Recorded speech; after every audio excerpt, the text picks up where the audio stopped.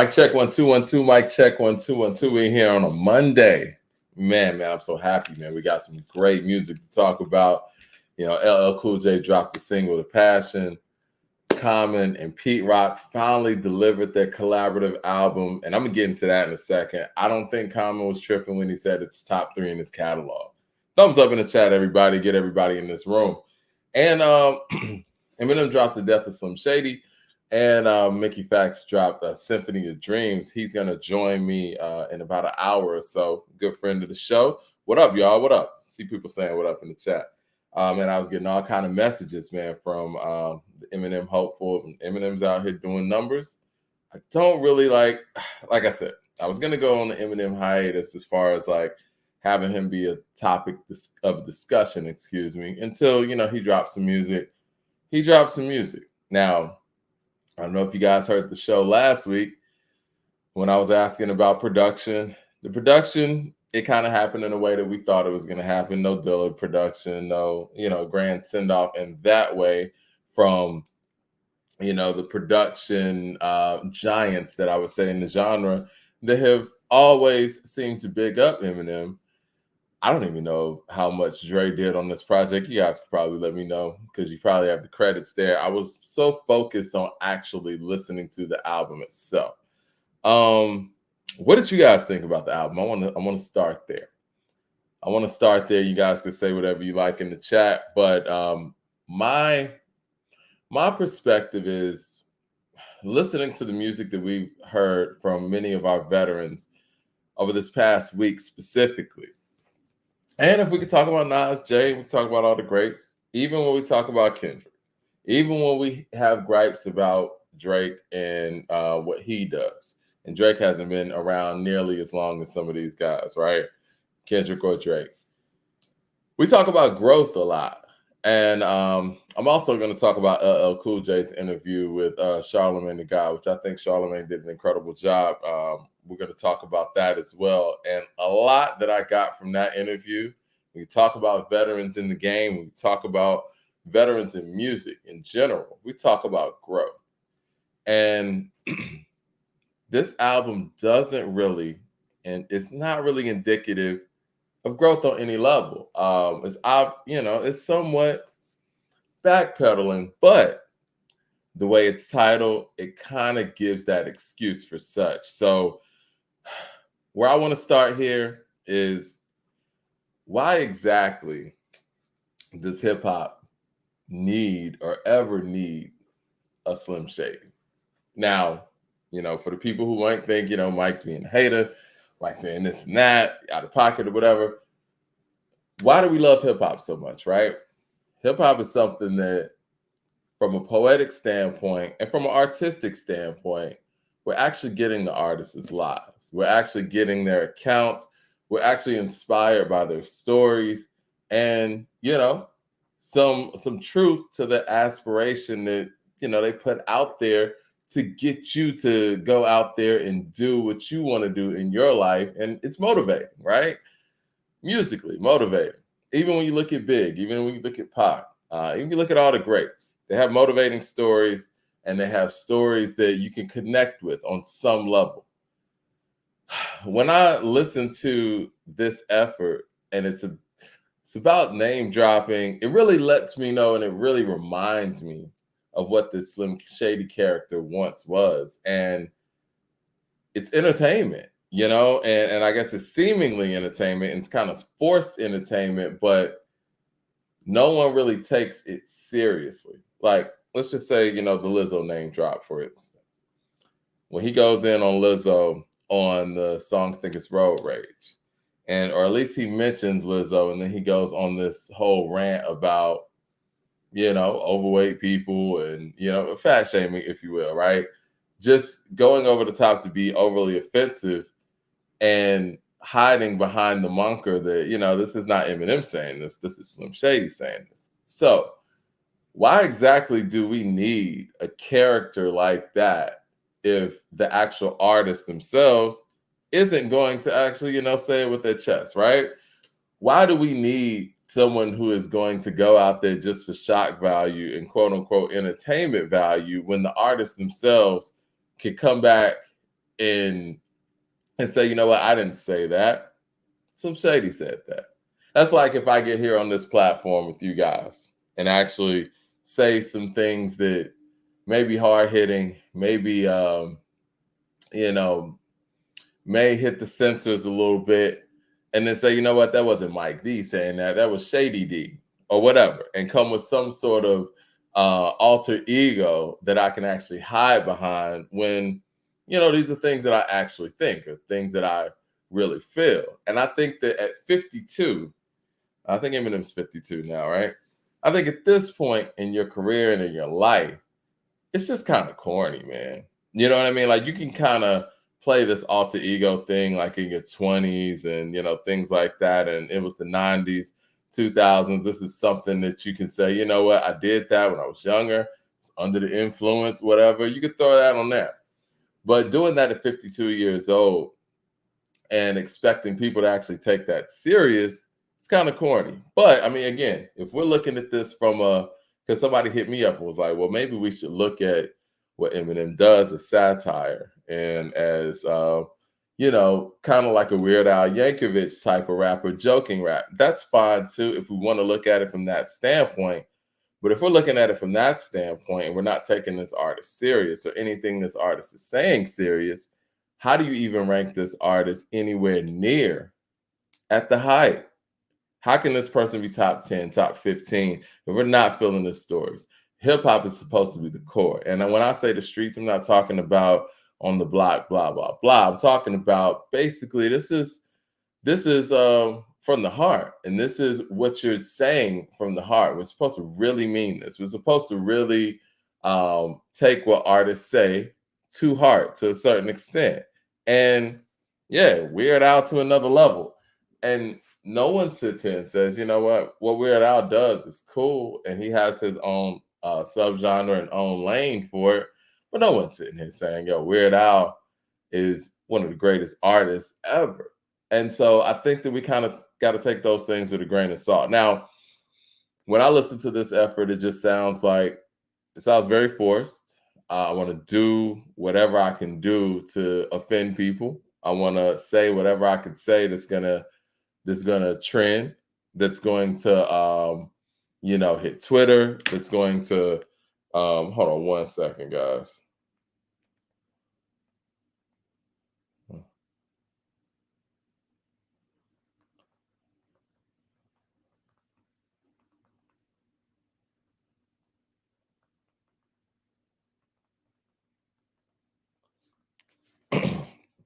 But yeah, what you're doing, whatever you can to trend, to hit Twitter, hit the algorithm. And it's funny, man, when Game goes out there and is constantly name dropping, it's a problem.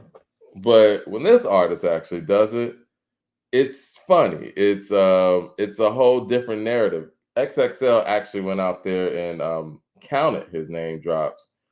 Let me go through some of these real fast. So as far as rappers go, they cut it down in the top in actual categories.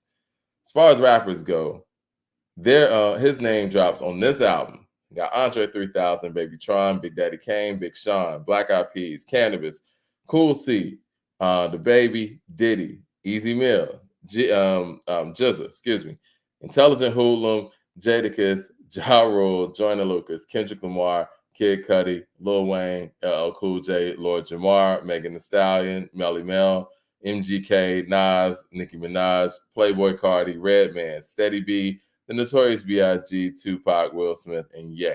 And yes, you guessed it, the Game wasn't on that list. And for political figures, it has Abraham Lincoln, Jimmy Carter, Kim Jong-un, family. He broke it down in so many sections where this whole Slim Shady thing is, it's name dropping. It's trying to actually go out there and register something with the public, and for lack of a better term, clout chasing. Now, on a brighter level and on the good side of it, for the Eminem fans that are out there, the rhyming, I mean, he actually sounds good and sounds comfortable in this pocket doing these things. He actually sounds better doing this than he has in a very long time with some of his more his attempts to actually have some more mature content. So that begs the question: if he's best at doing more so the satire, comedy stuff, or offensive things, where does that place him all time? And if he has to go backward to actually reach into something like that from a subject matter standpoint, how great is he really?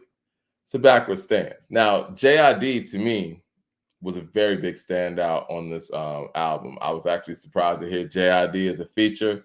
JID got on there and killed it. Flow wise, I think, a lot of things in pocket. The production is better than we normally get from an Eminem project. But again, I think for the people who are into Eminem's music, I'm sure they love this album. But I would also say, does this really connect with the people who listened to him in the early 2000s, late 90s? You guys can answer that question. I mean, what do you guys think of the album? They say you hate him, bro. I don't hate him. I don't hate anybody. I'm just critiquing the music, and I'm just keeping this thing as balanced as I would for Jay-Z, for Nas, for LL Cool J, for Kanye West, whatever. Like, we don't write different rules for different people. I don't think the single hit too well. I mean, are you guys hearing Houdini too much? I mean, do you not look at the Houdini video and see that this is a retread of something that was previously made 20 years prior? And again, if you have no problem with your artist going backwards, I mean, that's fine. But again, let's not act like the music that was made that he is regurgitating was the most mature music anyway. The problem with his catalog in the first place is it didn't age well and it wasn't mature from jump. This is not like somebody who made, and again, I'm going to use a grand example here when we're talking about Nas with Illmatic. This is not somebody who made a mature album at 19 years old that you're going back and trying to kind of retrace certain steps with that. If you're trying to recreate Guilty Conscience and you're trying to recreate, Hi, My Name Is, or in the case of this album, Without Me, at 52 years old, how well is that really going to translate? And to go out there and go out your way to try to be as offensive as possible. And the funny part about all of this, he keeps talking about being canceled. He's never been canceled. The Baby was canceled. We saw when the Baby went out there and got on stage and said what he said, we saw the repercussions. We saw the fact that different organizations reached out to him and were trying to shake him down for donations. We saw that. We've never seen that really happen to Eminem. When we've seen the quote unquote picket signs and the smashing of the tapes, but at what point was he being canceled for shows? At what point was radio not playing his records? At what point was he being quote unquote banned from any major airways and it actually affected his numbers? We've never seen that. And for him to actually say those things in recent time is even more laughable. It's like, you're not getting canceled. You've never been canceled. You've been able to say whatever you've wanted to say on the microphone, which is fine. It's cool, whatever. But other artists in this genre have not been able to say a quarter of what you've been able to say, and they've had to pay the price for it. I thought that the Ja Rule stuff was cheap shots again. If you're not going to mention the game, I don't want to hear you coming to Ja Rule. I mean, what's the point? You have a wide open lane. You have a wide open lane to go ahead and finish off somebody who went at you first. We're talking about Ja Rule. Like, what's Ja Rule got to do with anything? So, no. I mean, I went and listened to it. Rating it on a scale from 1 to 10, I don't even want to go there yet, but I think we'll talk about and expound upon it a little bit more. People saying the game is trash. The game's not trash. If the game is so trash, then, I mean, he should have no problem responding to him because, I mean, he was able to respond to Nick Cannon. He was able to respond to Benzino. And he was able to obviously throw a cheap shot at Ja Rule on this album with no problem. I mean, I will not let that go. No, of course, because we're talking about somebody who comes at everybody. And I think it's very odd that you're able to mention everybody's name under the sun except for the person who actually went out there and put out a record on you. And you're dead silent about that. And I think that speaks volumes. And shout out to the people like a LL Cool J who would not back down from that challenge. Shoot, even if we're being 100% honest here, guys, somebody like Drake doesn't back down from competition. Did he respond to Benzino? Yes, he picked a fight with Benzino, and Benzino punched back.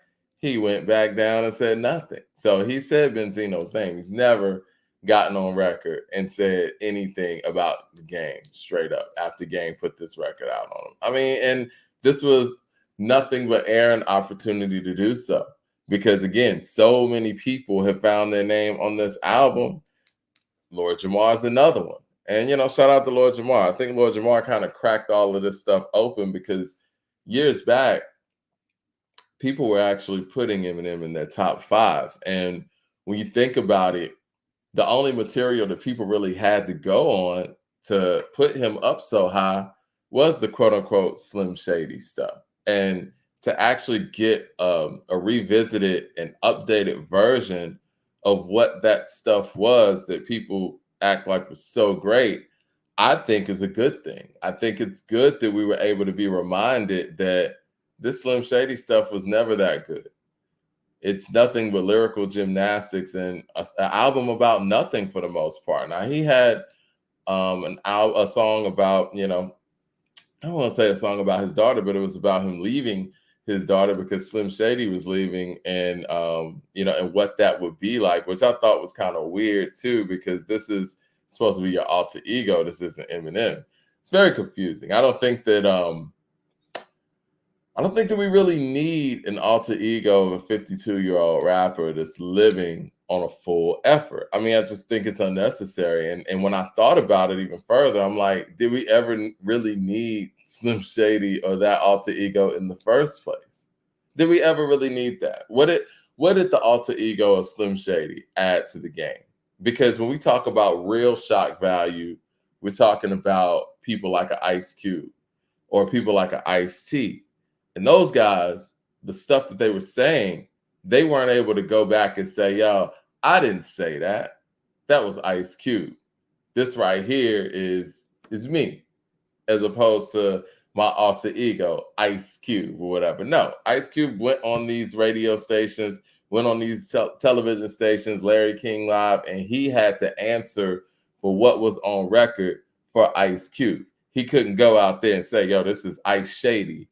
I didn't say that. That was my alter ego. So when you have somebody who has an alter ego who is out here spewing whatever they want to spew, saying whatever they want to say about whoever, and it's not real, why is there even how can we even listen to something that we can't take serious? Jay-Z has an alter ego too. Does he? Does he have an alter ego, or does he have different names or different monikers that he goes under? Because everything that quote unquote Hove, Jigga Man, Iceberg Slim, all of those things that are being said, Jay-Z seems to have to answer for. No one ever sits there and says, yo, money ain't a thing. That wasn't Jay-Z. That was Iceberg Slim. No one says that. So you guys can kill me with the alter ego stuff. This is a whole different individual. And this is somebody, and this is an artist, unfortunately, that I feel like uses this alter ego to say whatever they want to say and hides behind this alter ego where they don't have to answer for what's being said, which I think at this point is corny. They said that M got JID out there. Yeah, I love that. I love the fact that JID is on this effort. And, for the people who haven't been paying attention, JID's been spitting for a minute. And JID is really, really dope. And I think he proved it on here. He stepped up to the plate, did what he normally does. And that's what it's about. But overall, man, and I don't know if this is because Common dropped such a stellar effort with Pete Rock, but you can actually hear in what Common and Pete Rock produced that what growth sounds like in hip hop. Common's been around since 1992. Common made B in 2005. B is almost 20 years old. It's about to be 20 years old next year. And those guys were able to come together and make a fresh sounding album with fresh topics, and being real to themselves as artists and make some beautiful music. This right here was, for the people who like the lyrical gymnastics, I mean, that's cool, but I just think that music's a little bit more than that. And I think my prediction was right. This album was more so about trying to shock people and trying to out rap or prove that you can rap and do these syllables and things, as opposed to actually making songs that people would want to listen to. I mean, I'm gonna skip forward a little bit. I think Common has the song of the year with This Man. That's a beautiful record. I listened to that song like 6, 7 times in a row. And it reminds me that, you know what, that's what this here is about. This is about actually making music that people want to listen to and want to listen to over and over. Ask yourself, the people out there who are caping for this Eminem effort, and let's be honest here, like, ask yourself, how long are you really going to listen to this album? Are you listening to this album this week? Or is this something that you're really going to hold on to? And I've also noticed too, man, like when Em says stuff about other people, he's name dropped 1 million people on this album. No one really says anything because no one really takes Slim Shady seriously. And if you have an artist that's not being taken seriously, I don't see how you can be ranked on a serious level and as a serious artist. It takes a level of seriousness to be ranked and to be held high in a genre where there's so much real stuff going on. I mean, it's I guess it depends on what you like. But if you don't really take hip hop serious and you feel like, as Drake's shirt said in his recent post, rap is a joke. If you feel like rap is a joke, then yes, go ahead and hold a Slim Shady or Eminem very, very high on your list.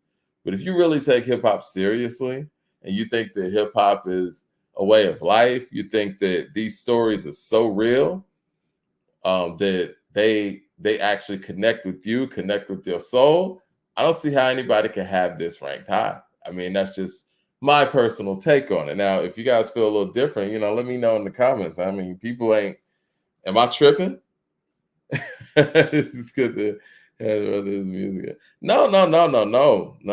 Don't get it twisted, man. If the shit was dope, I would say it is, man. Like I'm not one of those people that, and if you've been watching the show long enough or watching me on YouTube long enough, I'll admit when I'm wrong. Like I did that with the Kendrick and Drake thing.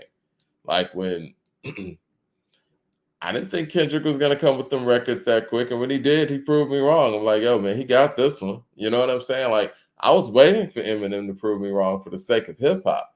I want great music to be out here. I'm not out here trying to, denigrate an artist to the level where I'm gonna deny great music. Now, if you guys feel like what I'm saying is off course, point me to the records, point me to the bars. Am I wrong when I'm saying that many of the things that Slim Shady does is clout chasing things? I mean, even when you dial back to his first record, Hi My Name Is, and the name dropping of everybody that was on there, from Marilyn Manson to, whoever was hot at the time. It's clout chasing. Real Slim Shady, that was, Pam and Tommy, Christina Aguilera, Fred Durst, Carson Daly, whoever was hot at the time. Why is that not considered clout chasing? I'm just keeping it real. Like I would say the same thing about any other artist. And it just feels like whenever this artist is in question and we apply the same rules that we apply to everybody else with this artist, Mike is hating.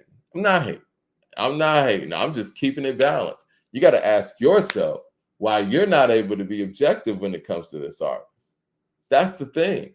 And that's the thing that I've been constantly saying here. At the end of the day, if he's servicing an audience that doesn't care about that, and you guys turn a blind eye to it, and he's able to continue to do things and operate outside of the parameters that other hip hop artists live in, and you guys are cool with that, then he's winning. But that doesn't mean that I have to sit here and accept that. As an overall hip hop fan, I mean, the truth is, doesn't rhyme over production. Most hip hop artists rhyme over. Those are true things. Look at the production credits on here. Look at it. It's never rhymed over a Premier record. Never rhymed over a Dilla beat. Never. Ever. Look at the name dropping. It's there. I done went through some of the names. He's a name dropper. It's about getting the algorithm at this point. And this whole canceled, this and that, canceled. No one's canceling Eminem. No one ever has. I find it very interesting that he's doing his pop-up show in London. And no disrespect to our people out in London, because we love y'all. But if it was like that, you don't think that Slim Shady would do a send-off in the States like that? I don't know, man. I think that a lot of people have caught on to the fact that this artist isn't what you once thought they were. And I know it's very difficult sometimes to come to that realization that something you grew up thinking or something you grew up feeling is not totally what it is. I hate to be the guy to tell you guys there is no Santa Claus, but it is. It's what it is, man. There is no Santa Claus. This MC that you guys thought was top 5, or this MC that you thought was a super battle rapper, or this MC that you thought was one of the greatest lyricists ever, it's just not that. You know, mainstream media told you that's what it was, and they never gave you any evidence to back that up, and he never gave you any evidence to back that up. And his continued mission to make music and to revamp that said character has continued to show you that that doesn't exist. It's okay. You know what I'm saying? You can, if you truly love hip hop, you can really go listen to the real greats and the people who are currently active right now that are making great hip hop music, or the people who might not be as active, who made much better hip hop music in his same era. Go listen to that. It's cool, man. 8 Mile is just a movie. Understand that. If you want to go back and relive the notions that, you know, Eminem is this and that, understand that B-Rabbit is a character. Go watch the 8 Mile movie. Put it on repeat if you want to. Keep watching it. Listen to Lose Yourself in the scope of a film and live that moment like this person is your champion, like it's Rocky or something. It's pretty much what it is. You know, Rocky's not a real fighter. B-Rabbit's not a real battle rapper. It's okay. It's okay, man. And don't come at me like I'm the hater, because I'm the person telling you the truth. I'm here to tell you the truth. I'm not going to sit here on this microphone and lie to you. There's enough hip hop heads, quote unquote, in the media that'll lie to you. I'm not one of those guys. I'm going to sit here and tell you what's great, in my opinion, of course, and we'll have discussions about it. And I will tell you when people fall short. Tell you what it is, man. And it's fine, man. But at the end of the day, this death of Slim Shady is further proof that we never needed a Slim Shady in the first place. And the death of Slim Shady is not going to shake up the game in any facet. It's not. We're not missing that. Now, again, if Eminem, wants to come out there as a real artist and as a real MC and stick his chest out there and say these things as Eminem and not hiding behind some alter ego that should have stayed in his 20s, fine, do that, grow. That's what great artists truly do. That's what Michael Jackson had to do. That's what Prince had to do. That's what Madonna had to do. That's what Jay-Z had to do. That's what Nas had to do. You know what I'm saying? Like, grow. That's what Common is showing us right now, even in the experimental phase. You know, LL said something in this interview that he had with Charlamagne that I'm going to get to in a second. I love what he had to say, man. He said, listen, man, I don't expect the young audience, to gravitate to my old music. It's on me to make great new music that they gravitate to, so they'll go back and listen to the music that I made before. And that's real. It's like, at some point, you have to understand that, you know, you mean a certain thing to your era. And if you want to mean something to other eras, you're going to have to give them reason to do so. So artists never gave us that reason. And this project, it's not that reason. And if you have, you know, people in their, you know, late 30s and 40s out here trying to relive their TRL days by listening to this effort, more power to you. But most grown people who came up in that time period, they're not getting into this stuff. I mean, who does? You're an adult. You grew up. And this isn't grown-up music by any facet. And the kids, they ain't listening to this. Tell me the 25 and under crowd is listening to this thinking it's jamming. Come on now. And see, don't shame the people who sit there and call it what it is. Like, oh, you rather listen to mumble rap, blah, blah, blah. Well, yeah, they would. Because really, to a certain extent, if you want to talk about mumble rap, this is mumbo jumbo rap. What is he actually saying? What did he actually really get? What did he actually get across on this album? And we got to call it for what it is. And if you're a true fan of lyricism, it's called a fan base. I agree. I mean, for better or for worse, right? But is that fan base a hip hop fan base? And if that fan base that you have garnered somehow, right, is not a hip hop fan base, me as a hip hop fan, how much can I care about that fan base, right? It's just numbers at that point. And that's cool. Get your numbers and all of that. When it comes to, your legacy in hip hop, because those are the things that I care about. All that other stuff, that's something else. But when it comes to your legacy in hip hop, tell me how this effort stacks up against even veteran efforts that are being dropped at this moment. It doesn't. And if anybody feels like it is, they're being dishonest with themselves. I mean, the stuff that Snoop is putting out in recent years, the Dog Pound effort that just came out about a month or so ago, way more jamming than this. Tell me it wasn't. And see, people want to sit there and ignore those things and hold things like this up. But no, we're not going to do that. And if it was jamming, if it was dope, and if it was a level of growth that we actually put on other artists as well, we'll call it for what it is. I'm not sitting here trying to make up something just so I could be right.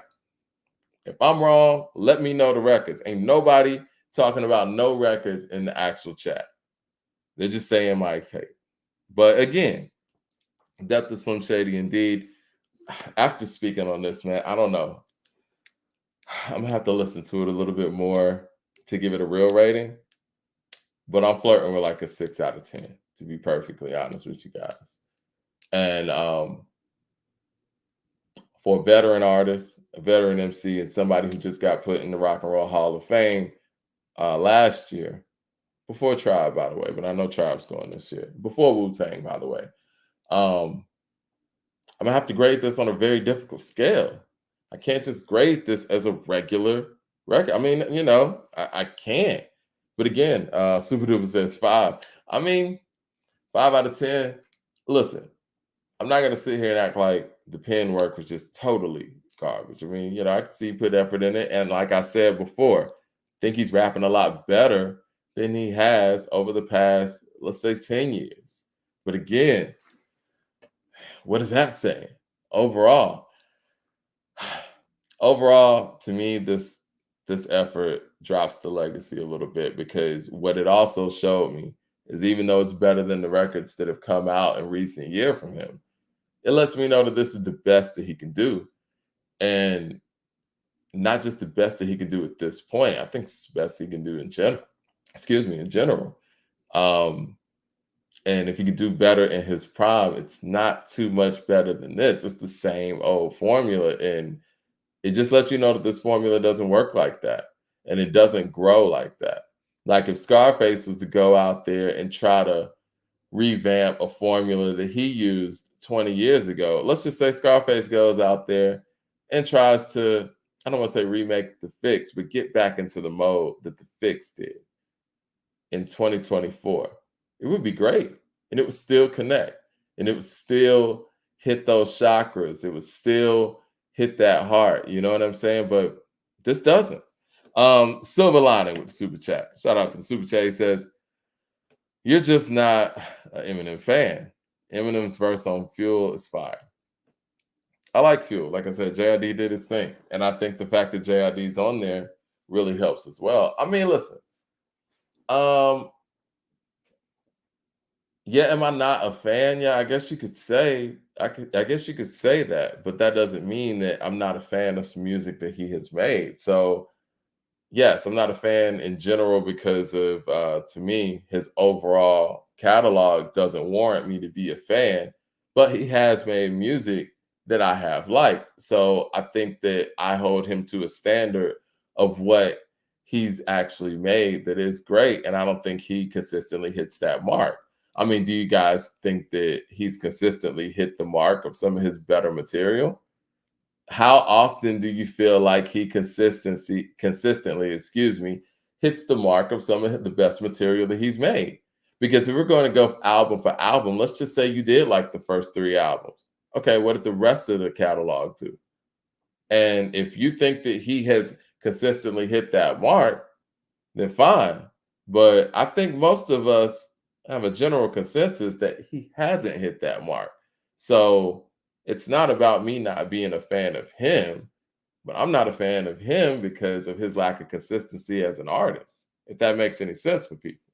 But yes, um, he said while speaking. Well, this is the thing. And I know people keep saying this, and I have said, guys, that I'm not going to speak on this individual artist until they drop me music. It is my job to actually speak on music, right? Y'all want me to do a hip hop show and not speak on an Eminem album that just came out? Why? Just because I'm personally not a fan? That's not the job. The job is not that. The job is to actually cover music. Now, me being a fan of that artist or not has nothing to do with me actually talking about the effort. It doesn't. Shout out to man, is this I can't even what is it? Falco with the super chat. He said, I've always said this. Eminem has classic songs, but no classic albums. Now, I would say I disagree with that. Like the Slim Shady LP, right? I don't think the Slim Shady LP is a hip hop classic per se. I think the Marshall Mathers LP is a classic moment in many ways. It was such a big album, you can't ignore it. I don't know if you can. I think you could tell the story of hip hop without it. I think the story of hip hop was being told without it, even in the year 2000. I mean, you had Ghostface running around who was Supreme Clientele. You had Stankonia out there, and Like Water for Chocolate was out there telling the story heavy. But I will say the Eminem show, when he dropped that at '02, I think that's a big moment, not only for him as an artist. He had 8 Mile around the corner, and 50 Cent was coming into the fold. Well, that was a little bit further in the future, but the Eminem show really set that up. So I could say the Eminem show is a classic album. I could be honest and say that I think there are a lot of records that I go back to from that album. I go back to Soldier. I go back to Superman. I go back to Till I Collapse. I go back to Say What You Say. It's a dope records. So I will say that I think he does have that one classic album. Now, most people will tell you that the Marshall Mathers LP is a classic album. And I'm not gonna fight you on that because I mean it was a big, big moment. And those records on there, I mean, at that time period, it was everything that everybody was talking about in the music world. Now, maybe not so much the hip hop world, but MTV really, really did a job when it came to promoting that record and having them take over with MTV. It was like EMTV. It was everywhere. It was the TRL era. So if somebody feels like the Marshall Mathers LP is classic, I'm not gonna fight you on that. But I will say this: if you start going track for track on that album and match it up with other classic albums of its era before or slightly after, it doesn't really match up. I think we tried to do that the other day with Get Rich or Die Trying. It just doesn't, and there's levels to it. I again, I think that we could put that in the chat. I want to put that in the poll. Let's do that. Is the let's do this. The Eminem show. I want to hear what you guys have to say. Because I know personally, I don't go back to these records. And I go back to Paul's Boutique all the time. Beastie Boys. Great album. Yeah, man, Max. Yeah, we know Get Rich or Die Trying. Okay. Let's see. People in the poll are saying, yes, the Eminem show is a classic album. I'm okay with that. And again, I think that based on his career, he's definitely has some classic moments. These delusional standing. Yeah, I mean, listen, man, we're gonna tell the truth today, and I think that, and again, I'm glad he made the death of Slim Shady because it really exposed this alter ego and how, as an artist, how fraudulent the alter ego of Slim Shady really is. How could you take an artist that seriously that no one takes seriously? And that whole notion when people back in the day before the MGK thing and all that was like, man, he say whatever he want. Why ain't nobody ever respond? Because no one took Slim Shady seriously in 1999 and 2000. We didn't. Like, we took it for what we hear on this album. It was a joke. It's like jokey raps. Like, I remember my man Chris. Shout out to Chris, man. He said his guy just gotten out of jail or whatever and heard "Hi, My Name Is" and thought it was a commercial. He was like, "Yo, you seen that commercial?" Thought it was funny, and so it's like jokey raps. And I mean, that's cool if that's the lane, but again, when it comes to that type of chamber, it's like it's only so serious people are gonna take it. People don't hold the jokesters as high as they do some of the more serious rhymers. Again, we talk about it on this show. The difference between Ludacris and T.I. With the people from Atlanta. I think we looked at, Luda is more of a punchline rapper, kind of jokey with it, witty. And I think he has more serious material than M does. But when it comes to T.I., it's a whole different tone. It just is what it is. The first LP is a classic. I don't know, guys. I don't know. I don't know. I don't think it is. I think that in some facets, when it comes to his rhyming style, I'm more of a fan of the way that he rhymed and approached the Slim Shady LP. But I still don't think that album is a classic. Now, if you want to say it's a classic for him and where he was at this time, I guess I can get that. But as an overall hip hop classic, it just doesn't match up to it just doesn't match up to the other hip hop classics. Like, that's the struggle when it comes to his efforts. I think the only album that he has that can actually stand up and stack up next to other hip hop classic albums is the Eminem Show. The other ones, I think if you went track for track, you would struggle. I think if you went track for track with the Slim Shady LP, and let's just compare it to other debuts. Let's compare the Slim Shady LP to a debut that came out months before it. It's Dark and Hell is Hot from DMX. Do you really want to go track for track on that? Do you really want to go track for track with It's Dark and Hell is Hot in the Slim Shady LP? I don't think you do. Do you really want to go track for track with the Slim Shady LP in Black on Both Sides? No, I don't think you do. Like, this is the reality that we have to hit, and we're either going to do one or two things.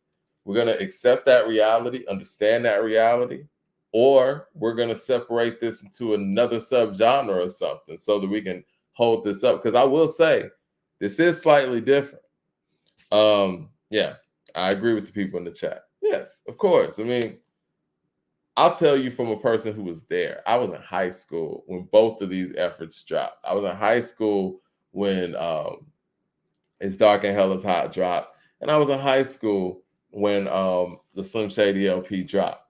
Man, when DMX dropped that, man, like, it stopped everything. People became instant fans overnight of DMX. He had people like, yo, Ride or Die. He made that whole Rough Riders thing a thing because his following was so strong based on the music and based on that album.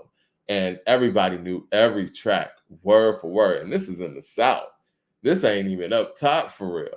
No, some Shady LP, it was like, okay, it was better than expected.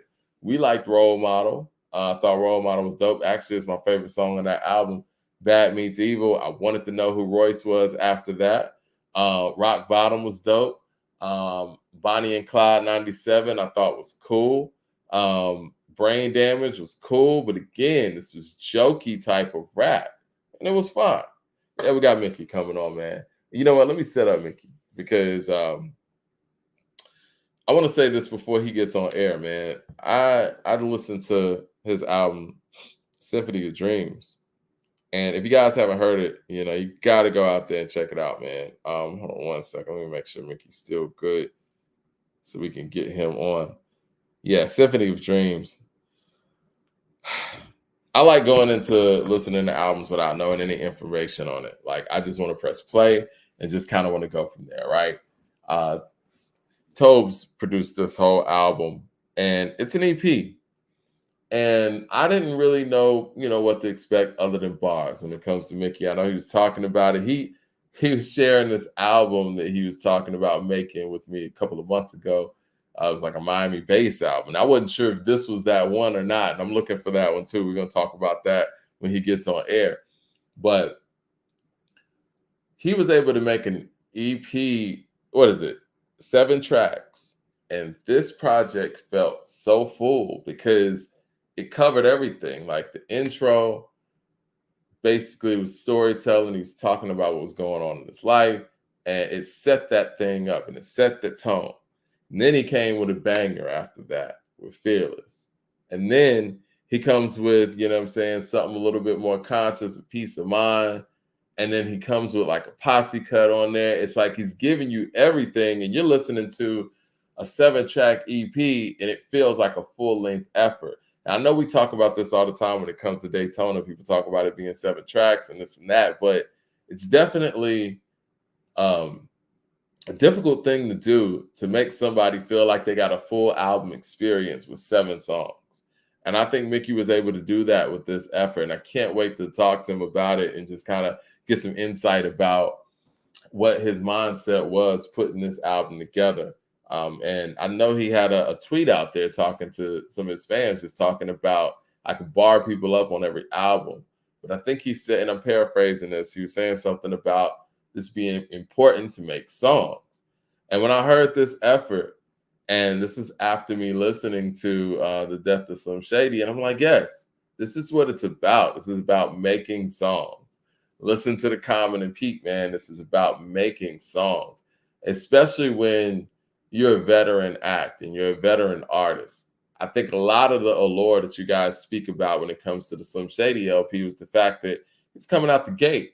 And when you're coming out the gate, you could just spaz. You could just go out there and really tell a little bit about yourself, have a couple of stories in the beginning, that kind of give you a little bit of background about the artist, but it's more so about flexing your talent on that first effort. But as you become more of a veteran act, people want to know a little bit more about you and not just some fictitious character that just says anything. It just says any crazy thing, Again, for the people who do like the album, I would ask, what exactly do you like about it? Do you like the nonsensical word salads? Do you like the production? You can't really like the production, let's be honest. I mean, the production is, once again, it's better than normal production from an Eminem album, but the production's not great. Especially, you can't sit there and listen to Common and Pete Rock's album and the transitions that Pete Rock went through. We're going to go through that in a second, on that effort and the time that he put in there and the loops that he cultivated and the engineering of it, and even the interlude beats in there. You can't sit there and listen to that and tell me that the Death of Slim Shady production is up to par. This man has Dr. Dre at his disposal, the greatest hip-hop producer ever, right? He has an unlimited budget, production from anywhere. So you can't tell me that that's up to par. Jermaine Johnson with the super chat says, M's dropping this on the same day as Common was a mistake. Auditorium Volume 1 is too great of a project for M to stand next to and to be compared with. And Jermaine, I said this on Wednesday. I said, this is Slim Shady LP dropping the same day as The Roots, All Things Fall Apart, happening all over again. And I said, it's a great thing that we were able to get these two efforts to drop at the same time from two veterans, so people can actually see what growth looks like, what a great hip-hop album looks like, what songwriting looks like, what song making looks like, what great production looks like, versus the latter. Vocabulary with the super chat says, Leroy mentioned MF Doom not being serious, but he's not corny though. Yeah, I mean, I don't think there's a correlation there. But you know what? If you do want to break down MF Doom in relation to Eminem, MF Doom has a much better rap voice. He's much more creative with his approach. His production is much better. He's a much better album maker, and from a rhyme scheme standpoint, he's more captivating in that way as well. If we want to compare the two, now we've never done this. I've never even thought about the comparison of MF Doom and Eminem, but I like that comparison because it's all the things that they say Eminem is great at, Doom is great at too, and his fan base loves him for those things. But if we start parsing out, you know, attribute for attribute or category for category when it comes to these two MCs, I think Doom is the winner. Whoa,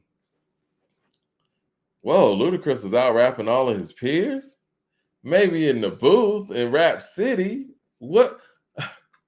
Listen, Mad Hatter, come on, man. Come on, Mad Hatter. I know you didn't super chat, but I can't let you say that. What year? Give me the year that Ludacris was out rapping all of his peers. Please. And for the people who want to mention Redman made Muddy Waters, man. Redman made Time for Some Action. Redman made I Be That. Redman made There's a Dark Side. Do you really want to go song for song with Redman and Eminem's catalog? I think that I know nobody wants to challenge me on a station head with that, but I would love to take that on. You really want to go there? You really want to play Leroy? You want to do that? I would love to take on Redman's catalog versus you taking on Eminem's catalog. I would love to do that. I would take that any day. Are you willing to take on that challenge, Leroy? While you're throwing Redman's name in the pot like that? Because I know Redman's catalog back and forth. I know Eminem's catalog back and forth as well. You don't want those problems. You do not want those problems. And even if I put in Redman's features too, Redman's feature game is crazy. Do you really want to do that? I would love to poll that. But see, okay, you know what? Let me do that. Before we get Mickey in here, let's do that. And I'm not even going to get Mickey involved in these type of conversations or whatnot, because, I say a lot of things that, a lot of people don't say. But y'all know what it is, man. And again, if I'm wrong, point out the records, man. Leroy, point out the records. Give me the records. Let me put this in here. Who's the better MC? I'm just gonna be blank like that. Who's the better MC? Eminem or Doom? And I gotta ask you, the people, with this album, and this is a legit question, and I want to ask you guys because I know people feel like I'm biased or whatnot. With this album, do you feel like it raised Eminem's profile as an MC and as an artist, or do you think his ranking has lowered because of this? Now, this is one thing I will give him, and I applaud this. I applaud the fact that he's willing to still go out there and put his hat in the ring. And he's willing to go out there and still spit and still put together albums and still put in that work for that. Now, I will give him that. I think what has happened over time, M has been, I can't find a better word for it, but been overrated by many major publications and many people in his audience. They have overrated him over time, and he spent the past 10 years trying to live up to the ranking that he never really should have had in the first place. And I think that's what is happening right now. That's what we're getting right now. Oh, Doom is beating it. Wow. And again, one of the other things that I gathered from the album also is this notion that there's an undertone that everybody hates Eminem. That's not true. Like, you have a very, very strong and loyal fan base. I think what has happened over the past 5 to 10 years is I think that the hip hop fan base is kind of delineating his audience that, let's just be honest, isn't totally a hip hop audience from the hip hop audience. We're just saying, like, listen, I know you guys feel this way about him as an MC or as an artist over here, but when it comes to the hip hop audience, I don't know if I could say you're better than Raekwon or Jadakiss or Ghostface and Scarface and people like that. And I mean, it's just being real. Like, is that anything out of line to say that you don't think that he should be put above those individuals? And many of the people in his audience don't even really know who these artists are. And if they've heard these artists, they've heard them in passing, but they don't know their material like that. Yeah, shout out to Doom. Looks like Doom's running away with it. Doom's one of the all-time greats. Thanks for the super chat. Says, as a Detroiter, a lot of us aren't feeling Eminem. I agree with all of your points about the guy. He can have 2 classic albums, but his music aged like milk. Yeah, I mean it's all we've been saying, man, and it's okay. You know what I'm saying? Like, again, there's some artists that I listened to when I was in high school that I go back to now, and I'm like, I can't believe I listened to that. Now, this is just one of those cases on a large level.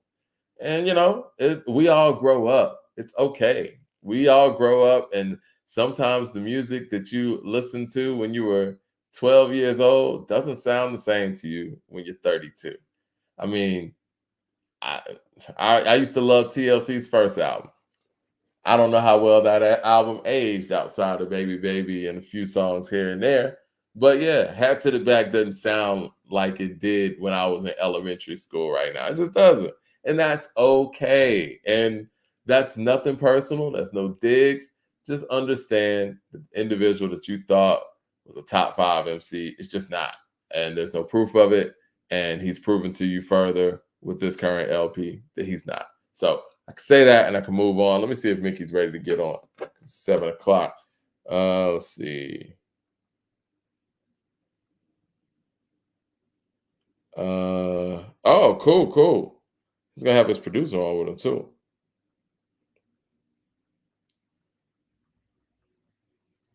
Yeah, he did a great job on the production. And I would love to talk some hip hop production too. Critical Mass with the super chat says, Red's flow on the goodness. It's one of the greatest ever. Yeah, execute lay laws in Beirut, 22-inch rims, the parachute out the Lex Coupe. The rhythm hit him and out, the pin him, skin him, hit him in him, put the shit and put out Magellan, dog style, your girl smoking a lot. I been had a demo before Roddy Hot.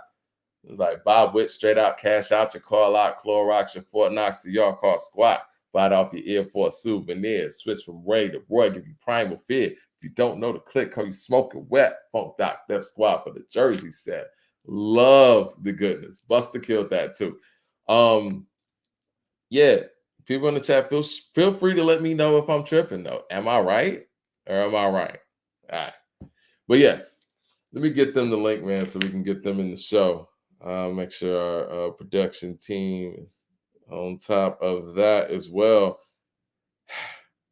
I did want to talk about this Billboard list, and I'm going to get to that at a certain point in this show. But Billboard recently did a top hip hop albums list, and I think that we need to do one of those as well. But they had Illmatic at number 1. Thumbs up in the chat, everybody. About to get Mickey Factz in here. Yo, Mickey, what's good, bro? I don't hear you right now. I see your mouth moving, but I don't hear you right now. Apologies. There we go. What's going on with you, man? I'm chilling. Congratulations on the new effort, man. Thank you, brother. I appreciate that. What's going on, Mike? Oh, man, I'm just sitting here talking about the Death of Slim Shady album. You don't have to chime in on any of that if you don't want to, but yeah, we talking new music today because we had that effort drop. You dropped Symphony of Dreams, and Common and Pete dropped their record too. Yeah. I listened to the Eminem project. I thought, for me, I enjoyed it. I thought it was a great list. I'm not sure that I revisit it again. Okay. But Yeah, that was my critique. Didn't seem like a lot of growth. I don't think it's something that's going to have a lot of replay value. I don't, and I guess you delve into the creative writing space.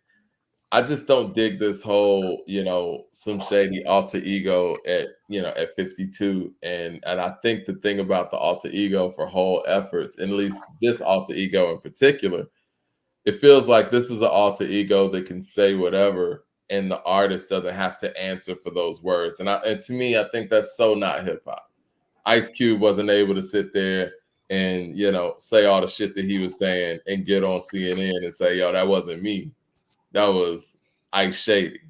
So, I mean, this is how I feel about it, Mike. And I want to preface this by saying that I am I'm a Slim Shady fan. okay. I think from 1996 to about 2002, I was a very big Slim Shady / Eminem fan. And I think over the course of time, obviously, he's recovered from his substance abuse, and he was able to kind of navigate life being sober. And in my opinion, the music kind of didn't work for me.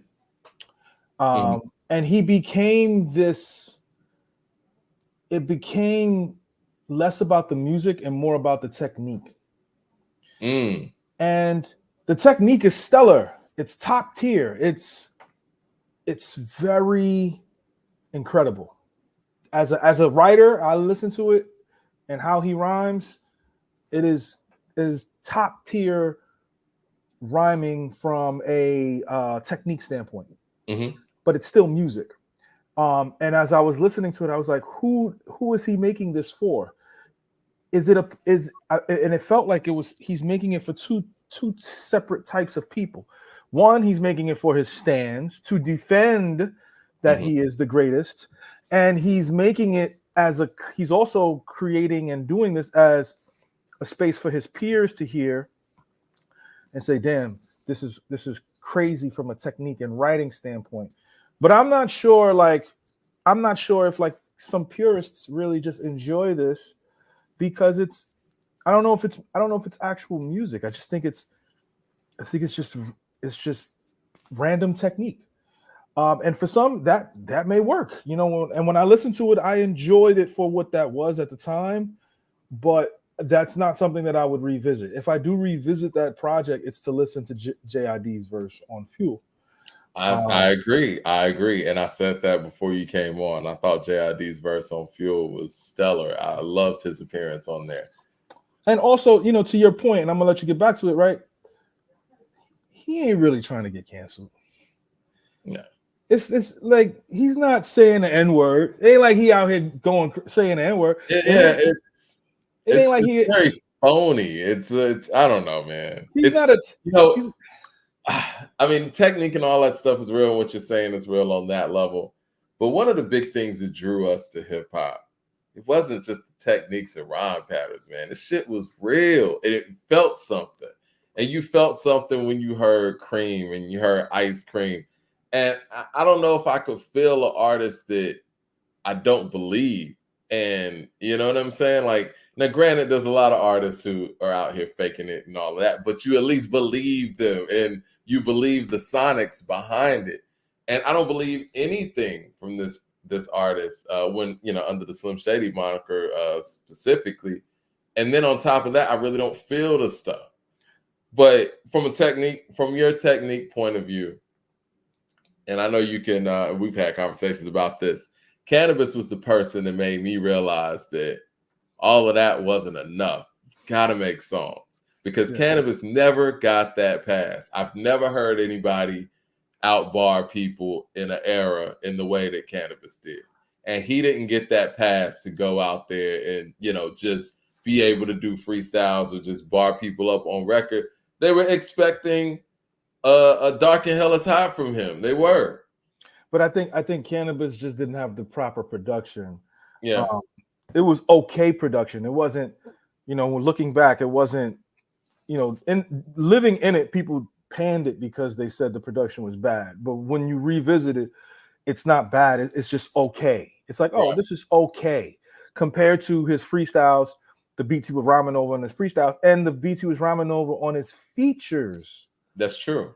And because his freestyles was over stuff like, incarcerated Scarfaces and stuff like. Yeah, I mean, that just enhances the lyricism. But then, he didn't make any songs. So that's that. And then also, I actually believed the Slim Shady character in the late 90s, but that's because he was on drugs. So when you look at it from that perspective, it's like, okay, there is a possibility that this could happen because of his intoxicating behavior. But I believe me and you, Mike, what we're saying is Eminem is an incredible MC and his technique is unparalleled and unprecedented.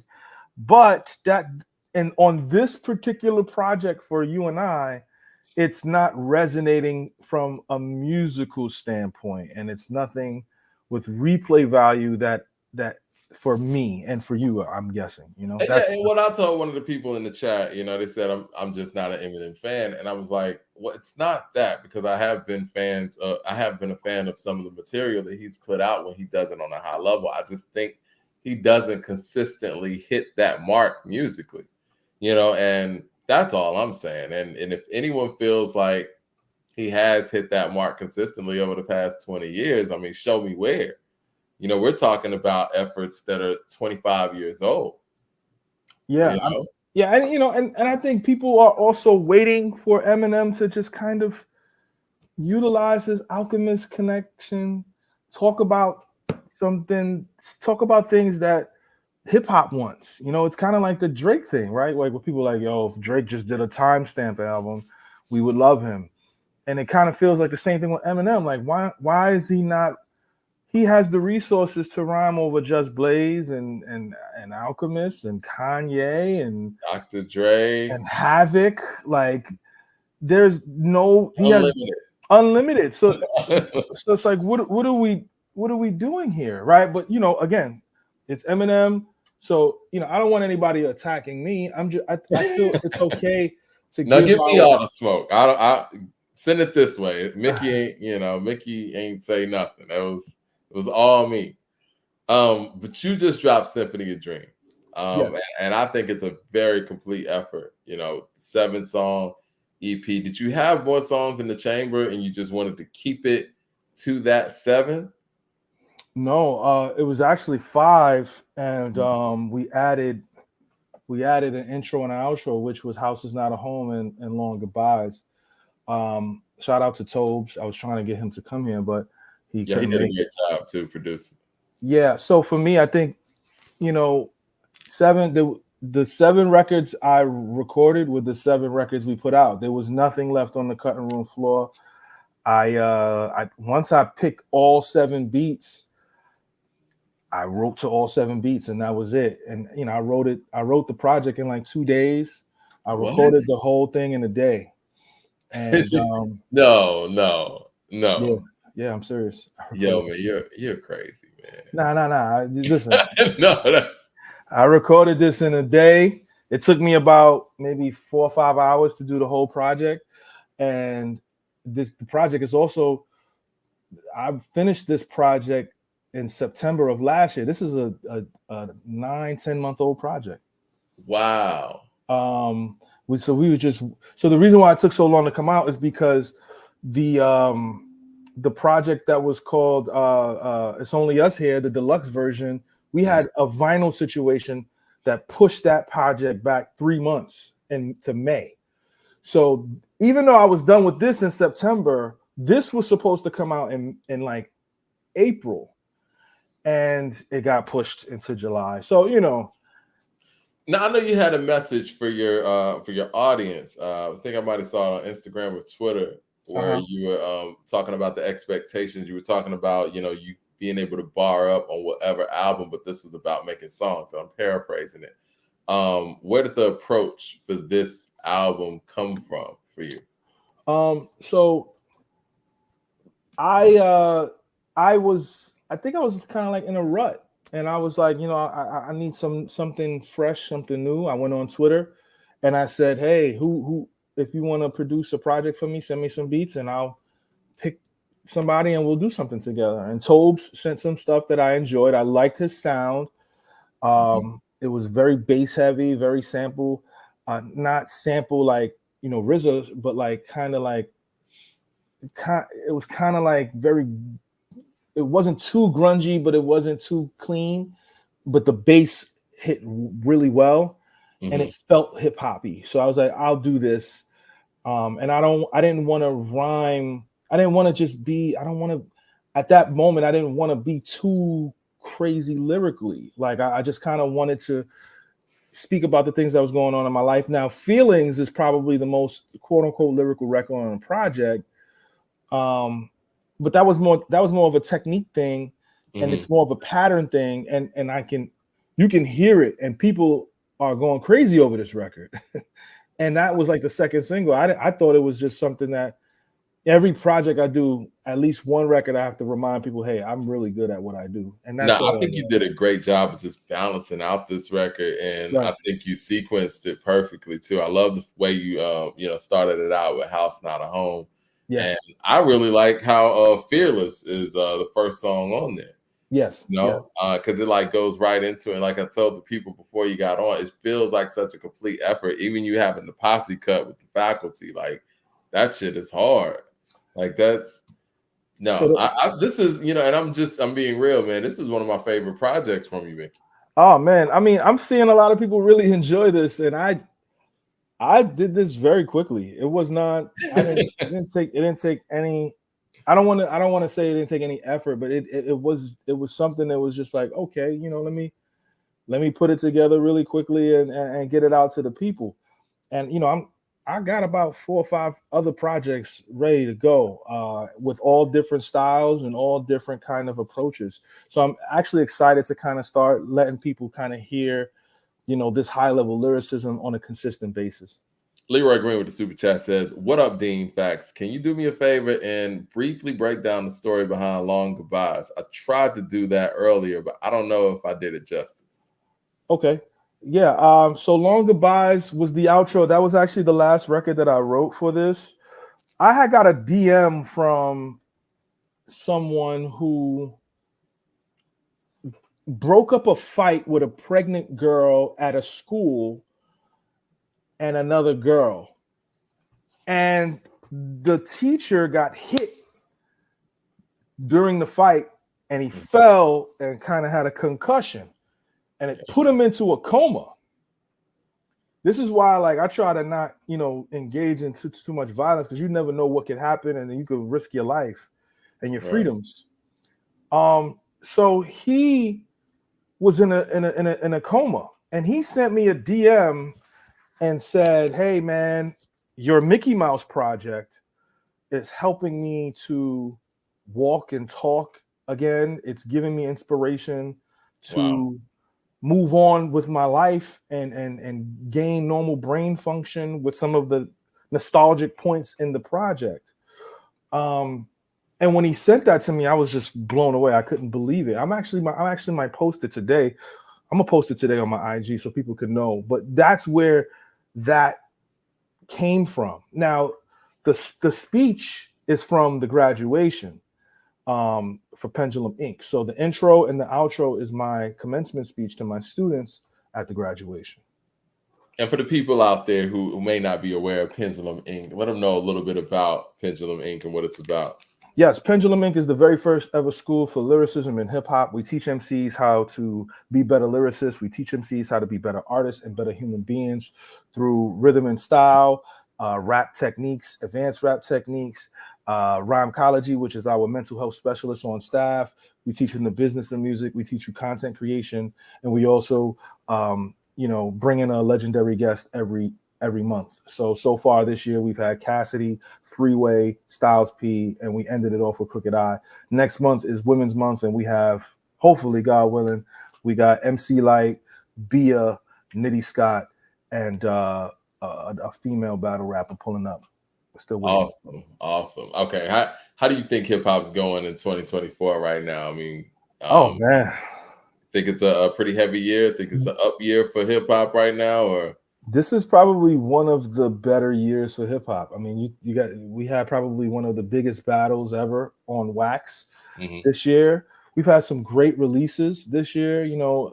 Obviously this particular weekend, me, Common, and Eminem on top of Blue, Action Bronson, the new LL Cool J single dropped. Earlier this year, we had Kanye Vultures that came out. That was really good. Obviously, Might Delete Later with J. Cole came out, even though, I'm looking at Master Ace dropped some dope shit. Yeah, Master Ace dropped. I mean, it's been a lot dropping, and the year's not over. There's still, I think King Los is dropping. Obviously, Saha the Prince, I believe, is dropping. Lupe dropped about 2 weeks ago with Samurai. I believe that I think King Los is getting ready to drop. So we have a lot of stuff to look forward to. I'm probably going to drop another 1 or 2 projects before the year is out. So I'm hoping Big Sean drops this year. He looked like he was gearing up before that battle. Erica Banks, I'm a big Erica Banks fan, so I think she's going to be dropping this year. I'm hoping that Wayne puts something out. We'll see. It looks like it's going to be a big year this year. What are some of your thoughts on the Common and Pete? I know we talked about the death of Slim Shady. Some of your thoughts on the Common and Pete album? I mean, I think this pairing between Common and Pete, it's long overdue. That's one, and it's so hip hop. It makes so much sense, right? And it almost kind of feels like the sequel to B that we never really got, because Finding Forever.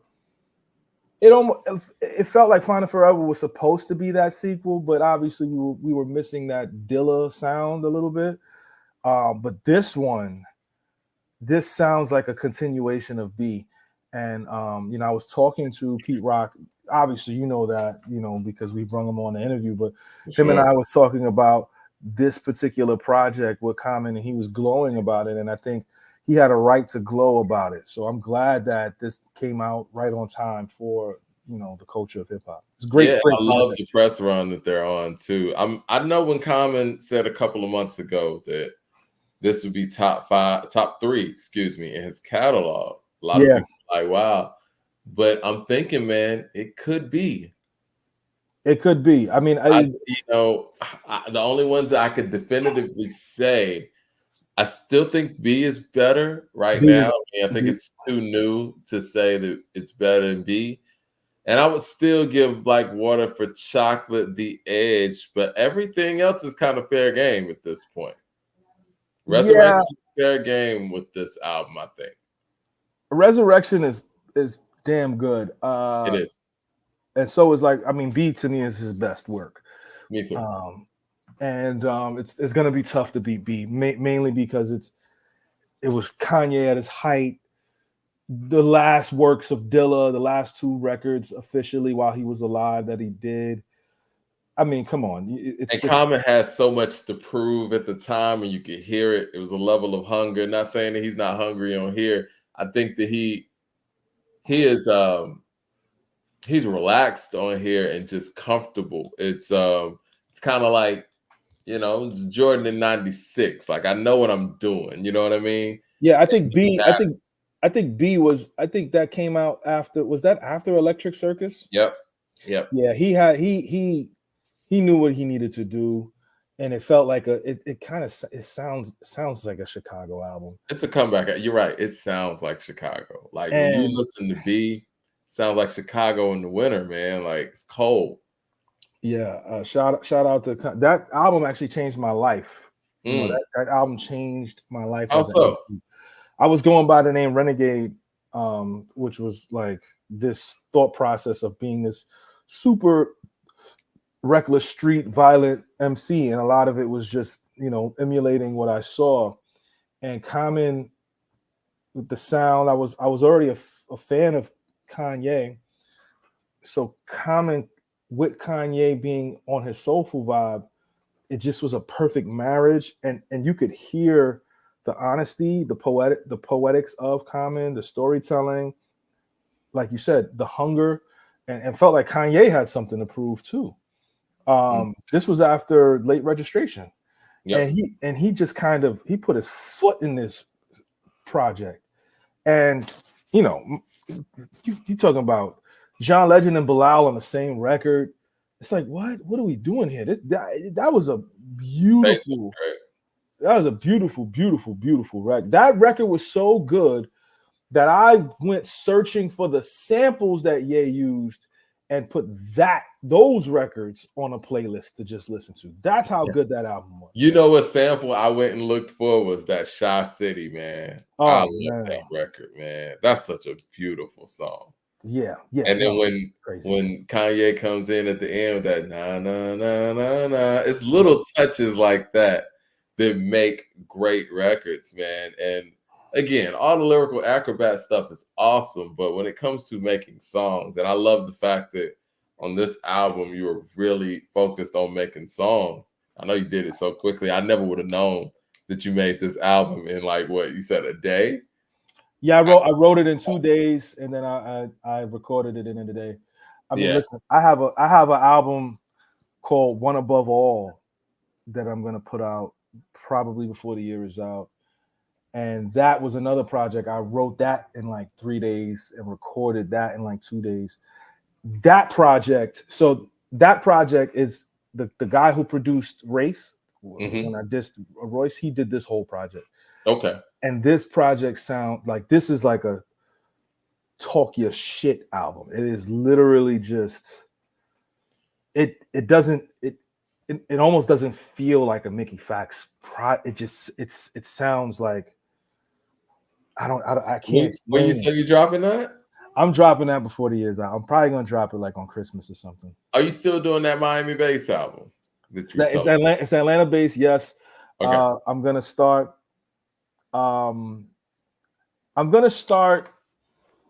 seeding and feeding the people slowly. It's a slow drip because people know me for the lyricism. People know me for, the freestyles and the ciphers, and some people may know me for the battles that I have done.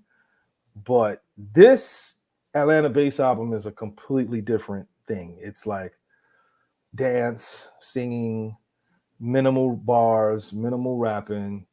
I sent some of it to some Spotify higher ups and some high Apple Music, and they're like, "Wow!"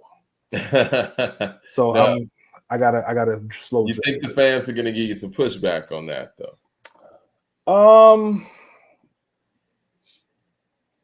It's a concern of mine. Yeah. I'm just trying. Make sure the music's good and it feels good. And I think that all of that to take care of itself. Yeah, and also I think that I've proven myself already. I think that was another reason why I made that post. It was like I can do the lyrical over and over, but I feel like I'm a hamster in the wheel. It's not taking me to the next level that I would like to go to. So this project, it was all produced by another producer. His name is Dallas Rose, and it might just be a situation where it's a Fonte and foreign exchange situation, or a CeeLo and Gnarls Barkley situation, or a Killer Mike and foreign exchange situation. I'm looking to kind of move into that vein marketing wise. So I just got to slow drip it to the people so they can hear, what it looks like. Well, before you get out of here, I think the people got a couple of questions for you. Sally Goose with the super chat says, any opinion on sadistic? Sadistic. Yeah. And I'm looking forward to Pharoah Monch's next project, Internal Affairs. Salute from Germany. So I'm not too sure about Sadistic. I don't know who that is. I would love to be educated on that. Please put me on. But I've been talking to Pharoah about the External Affairs. He came to Pendulum Inc. and talked about it. He said that he feels great about it. So I'm excited to see what he does. I haven't gotten a chance to link with him for him to play it for me. But it's Pharoah. You can't go wrong with Pharoah. He's just unbelievable. You know what I'm saying? Yeah. Yeah. And, LP with the super chat says, what's harder, making an album or battle rap? I think it's two different things. Battle rap, if I have an opponent and I have 6 weeks, I have I can write every round one day at a time, but then the challenge comes into memorizing. That's really the big thing with battle rap. It's the memorization so that you can go in there and don't mess up. Whereas an album, you have to kind of get into a. I would like if MCs got and picked a theme, right? Like, what is the theme of this? What is the sound of this? What is the tone of the album? What are you trying to convey? For me, I don't. I know a lot of battlers say it's harder to battle rap than it is to make music. To me, it's just different ways to approach things. Because I'm not a battler, I would say it's a little more difficult to battle rap. I'm more conditioned to make music.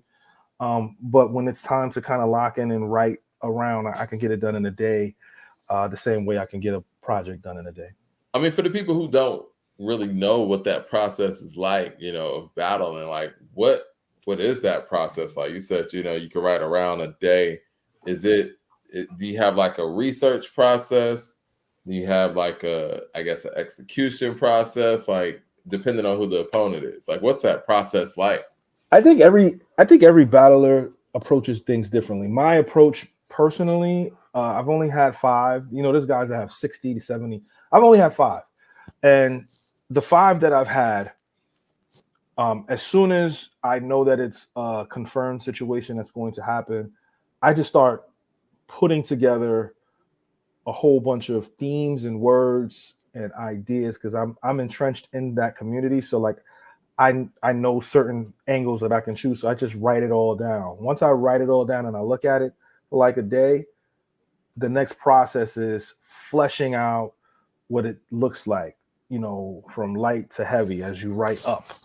And that I can do that in a day. I don't have a job. I haven't worked in like 16 years. So like I could just stay and just write. Yeah, you're an MC, that's your job. Right. So I can write around 2 minutes, 3 minutes in one day. That's kind of like a freestyle, going on a radio station freestyle. The big thing for me is memorization. It takes me about 2 weeks to memorize something, to have it embedded in here. That way it's a part of me. So that's really the more difficult thing. And then, you're away from your family, you're washing dishes, reciting, you're in the car, driving, reciting, you're in the shower reciting, and it's just a constant thing. That's the difficult part that I don't like about battle rap. Trying to block out the outside noise, I'm sure. Yes. Memorize. Yes. Well, I've never asked you this before, and you're a writer. What do you think about MCs that say that they don't write things down? Do you think the public holds that higher than writing? And do you think that one is better than the other, or does not writing something down make you more talented, or is it more of a talent to write down, I guess, more detailed rhyme schemes, if you will? I that's tough, right? Because you got somebody like Locksmith and Lil Wayne who say they don't write anything. They just one take it. They'll sit down. Jay-Z, he'll sit and mumble it to himself. For some people that works. I think that's a great from a conversing standpoint because you're not racking your brain to put it together. But then you think about some of the greatest lyricists ever, like Common still writes, Nas still writes, Eminem still writes. There's a difference when you look at it. You can look at it and it becomes tangible. So you exert it out of you take the energy out, and then you bring it back inside of you. Pause to re-say it out. It's just like a process that I personally appreciate. So I don't know of anybody who just writes in their head and is better than our best writers. I've seen Lupe write in person, and a lot of people deem him as one of the best. And I can't think of somebody who writes in their head that can write better than Lupe. Yeah, and it feels like to me as a listener that the writers are a lot more detailed than the people who don't write per se. Right. Now, I will say this: I feel like Biggie is very, very detailed for somebody who claimed to not write. But I think Biggie. I studied Biggie for a while, for like a month. Biggie was a conversationalist. So he talked to you. Well, he rhymed like he was talking to you. So he was like, it was kind of, he was just telling you a story, and it just so happened to rhyme. And a lot of it wasn't in a normal structure. So like when you write a bar, typically the end rhyme is at the end of that bar. So every bar, and I'm gonna give y'all a little lesson, right? Every bar has about 8 to 11, maybe 12 syllables. So that 11th, 12th syllable is the rhyme, and that's at the end of a bar, and it happens every bar. That's where 16 bars comes from. Biggie would sometimes rap that at that 11th or 12th bar, 11th or 12th syllables. Sometimes he'll stop it at the third or fourth, and then like he'll just rhyme wherever he chose to rhyme. It never was succinct. Back, the first album a little bit, but when he got to the second album, he completely broke the construct of following this pattern of every line has to have an end rhyme. He just did whatever he chose, and that's why a lot of people have him ranked so high. He's incredible, man. I mean, do you have an example off top? Because I think about that last verse on "Can't Stop the Rain" and how he switched up a few different times. Like he was able to just, man, his flow was just going into different gears. I mean, so like I know I'm putting you on the spot, but I know you're well studied. No. I mean, chop a can of orange, mango, peach, I strangle each, right? So like mango, peach, strangle each, Negro for they dough. Niggas get the bending, got 2 cases, 1 pending, 520, 560 C12 engine. Niggas spending in 929 Mazdas, Tammy and Natasha, right? So like it's never ending. Like if I snap my finger and when I get to the 4, some of the times he's not rhyming on the 4. Orange, mango, peach, I strangle each. Negro for they dough, niggas get the bending. Got 2 cases, 1 pending. 563 12 engine. Niggas spending in 929 Mazdas. Tammy and Natasha. Like the menage a trois around my way. Like ill and out scratch. One of sipping facts in the back of axe. Windows crack. Now sit back, relax. And like it was never just this like let me land here. I'm just doing whatever I want to do, Yeah. All right, man. I mean, I don't want to hold you up too much, man. I know you got a lot going on with the new project. Yes, man, it's great always talking to you about hip hop, man. And y'all gotta go check out Mickey's latest effort, man. We got to get Tobes on here too, man. I tried to get Tobes on here. Yeah. He was held up, but Symphony of Dreams is out right now. I appreciate everybody in the chat. Thank y'all for just tuning in and being able to, share this experience with me and Mike. There's 7 songs on this project. If you can support, it's only $7. But if you just want to stream it, send me a DM on Twitter or Instagram or @reply. I reply to pretty much everybody. I'm grateful to be a part of this culture known as hip hop, and I will continue to contribute to it at a high level. Long live. We appreciate you, and we appreciate the work and attention and detail that you give to it, brother. Yes, sir. I appreciate you. All right, man. I'm gonna talk to you in a second. Yes, sir. All right. Mickey Factz, man. We could go on and on about this lyricism, man. Symphony of Dreams out now. Go stream it now. Now, Common and Pete Rock just dropped album of the year. I mean, I'm just gonna say it like that. We were in Nashville, actually. Yes, Common and Pete Rock, the Auditorium, Volume 1. And hopefully that means that there's a Volume 2 coming soon. But myself, Ron, Mickey Factz, Pete Rock, and Amir. Shout out to Amir. We were all in Nashville about, February, I believe. And the wonderful interview that Mickey Factz did with Pete Rock that is on According to Hip Hop. You can check that out as well. It's on this channel. And we're talking about When They Reminisce Over You. And Pete was breaking that down. But some of the side conversations we were having, this is while they were putting this album together. You could just see the excitement from Pete about what they were actually cooking up. And, I didn't want to ask too much about it. It's like you kind of just sit there and wait for the dinner to be made, right? You're not sitting there just like, can I taste this? Can I taste that? I didn't want to ask too many questions. But based on how Pete was moving and how Pete was talking, I could tell he was really excited about the effort. And one of the things he did say was, got Jennifer. Well, we had Jennifer Hudson in the studio the other night, and I remember him saying that. And I was like, oh, shit, Jennifer Hudson's on the album too. And I was like, okay, they're really doing this. And they didn't have a date at that moment. But one thing I do know about Pete Rock when it comes to albums that he's putting together, they're going to come out. And I say the same thing about Common as well. Common says he's going to come out with an album. It's going to come out. So that day finally happened Friday. We were leading up to that album with 4 singles that I feel like they kind of knocked out the box. And the album came together in the way that we thought it would. Now, I thought Wise Up was a dope single. I thought Wise Up was actually a great song to start this project off as far as like from a single standpoint. Dreaming, let me get to this album. I want to get to the track list. Let me pull it up right now. Dreaming being the first song. We got it on the screen for you guys as well.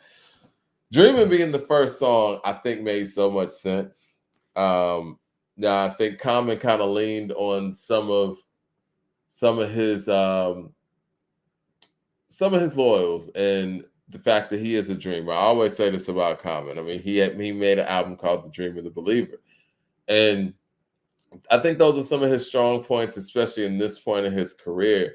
We look at him as the guy who is very hopeful and the guy who is about change, but hopes for a better world. And I think that them putting together Dreaming just made sense with that sample. Now, granted, when I heard that, I thought that was going to be the one with J Hud because it's the Aretha Franklin sample. And I'm just listening to it without actually looking at the track list.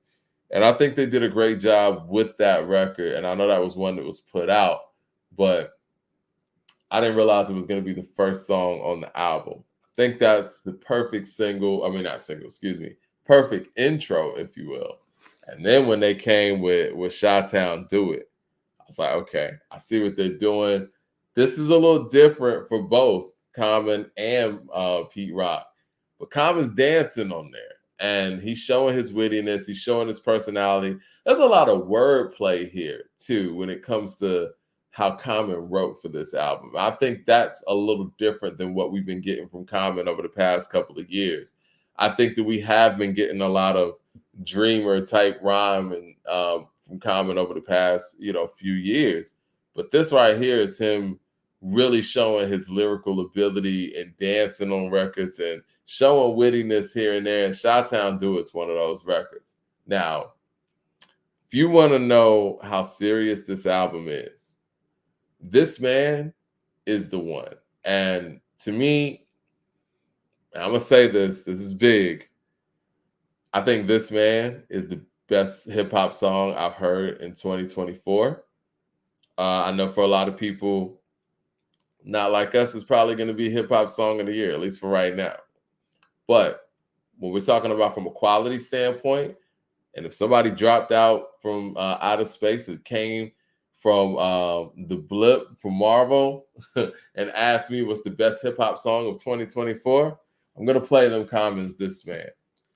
And when that beat came in, I was like, oh, this is what they're doing. And the way the ride out was for, Pete scratching at the end, it's like, yo, man, these guys are really a group.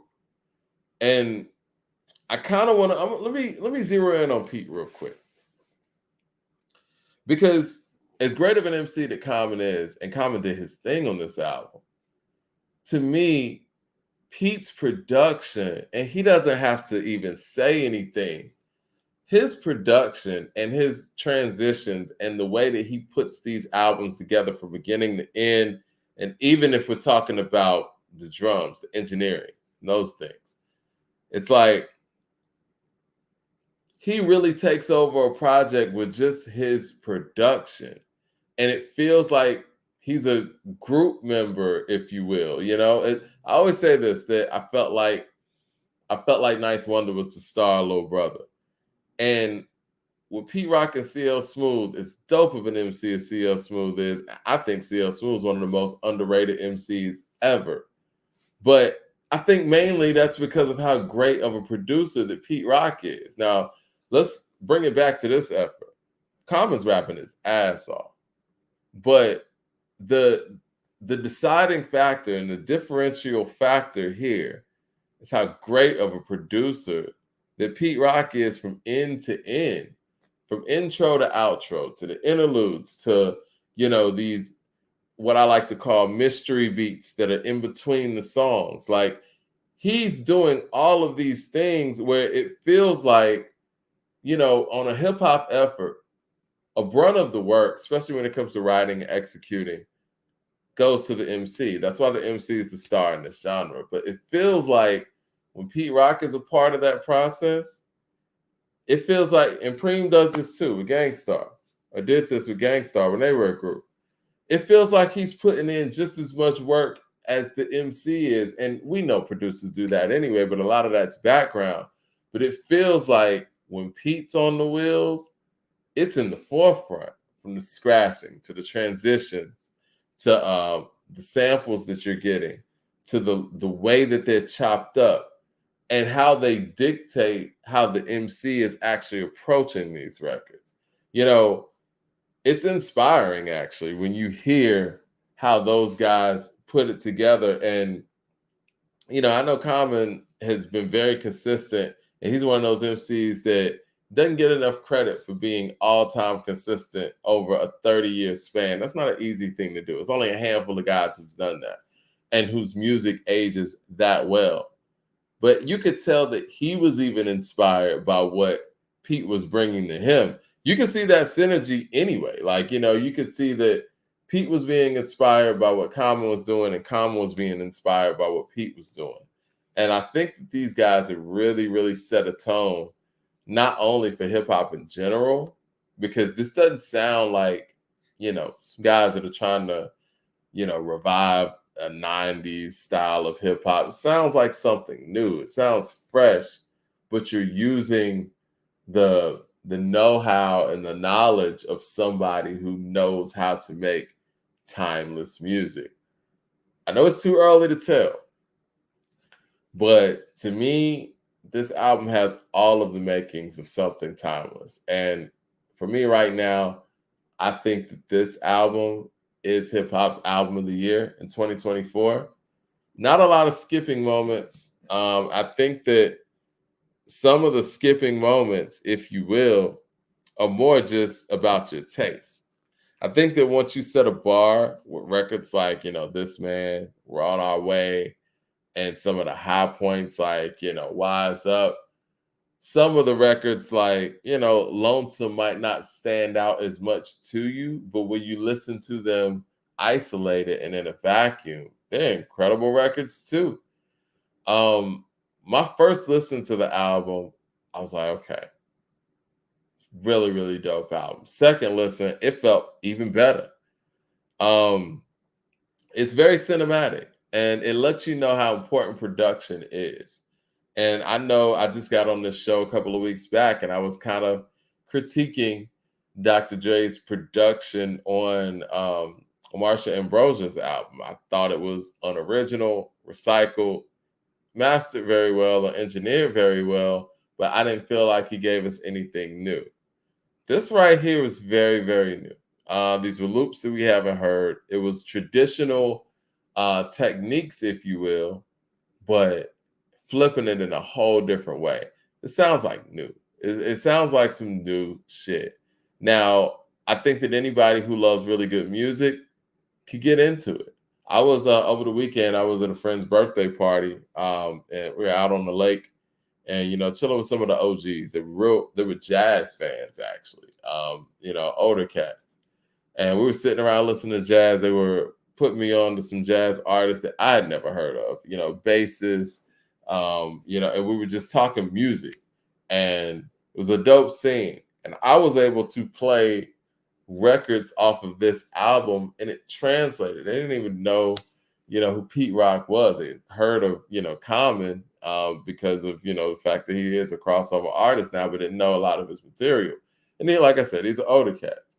And I was able to play records like this and it translated. And that's when you realize that, music is ageless, timeless, if you do it in the right way. And if you use certain techniques and certain things that aren't even quantifiable. And when we talk about things that aren't quantifiable, it's soul. And it makes me realize, like, yo, Pete is really soul brother number one. These records on this album, they have soul. And that's the thing that you can't really quantify. And it hits you in that way. And so I think they did a great job. I hope they do more volumes of this. If they don't, I'm fine with that too, because they definitely set a tone.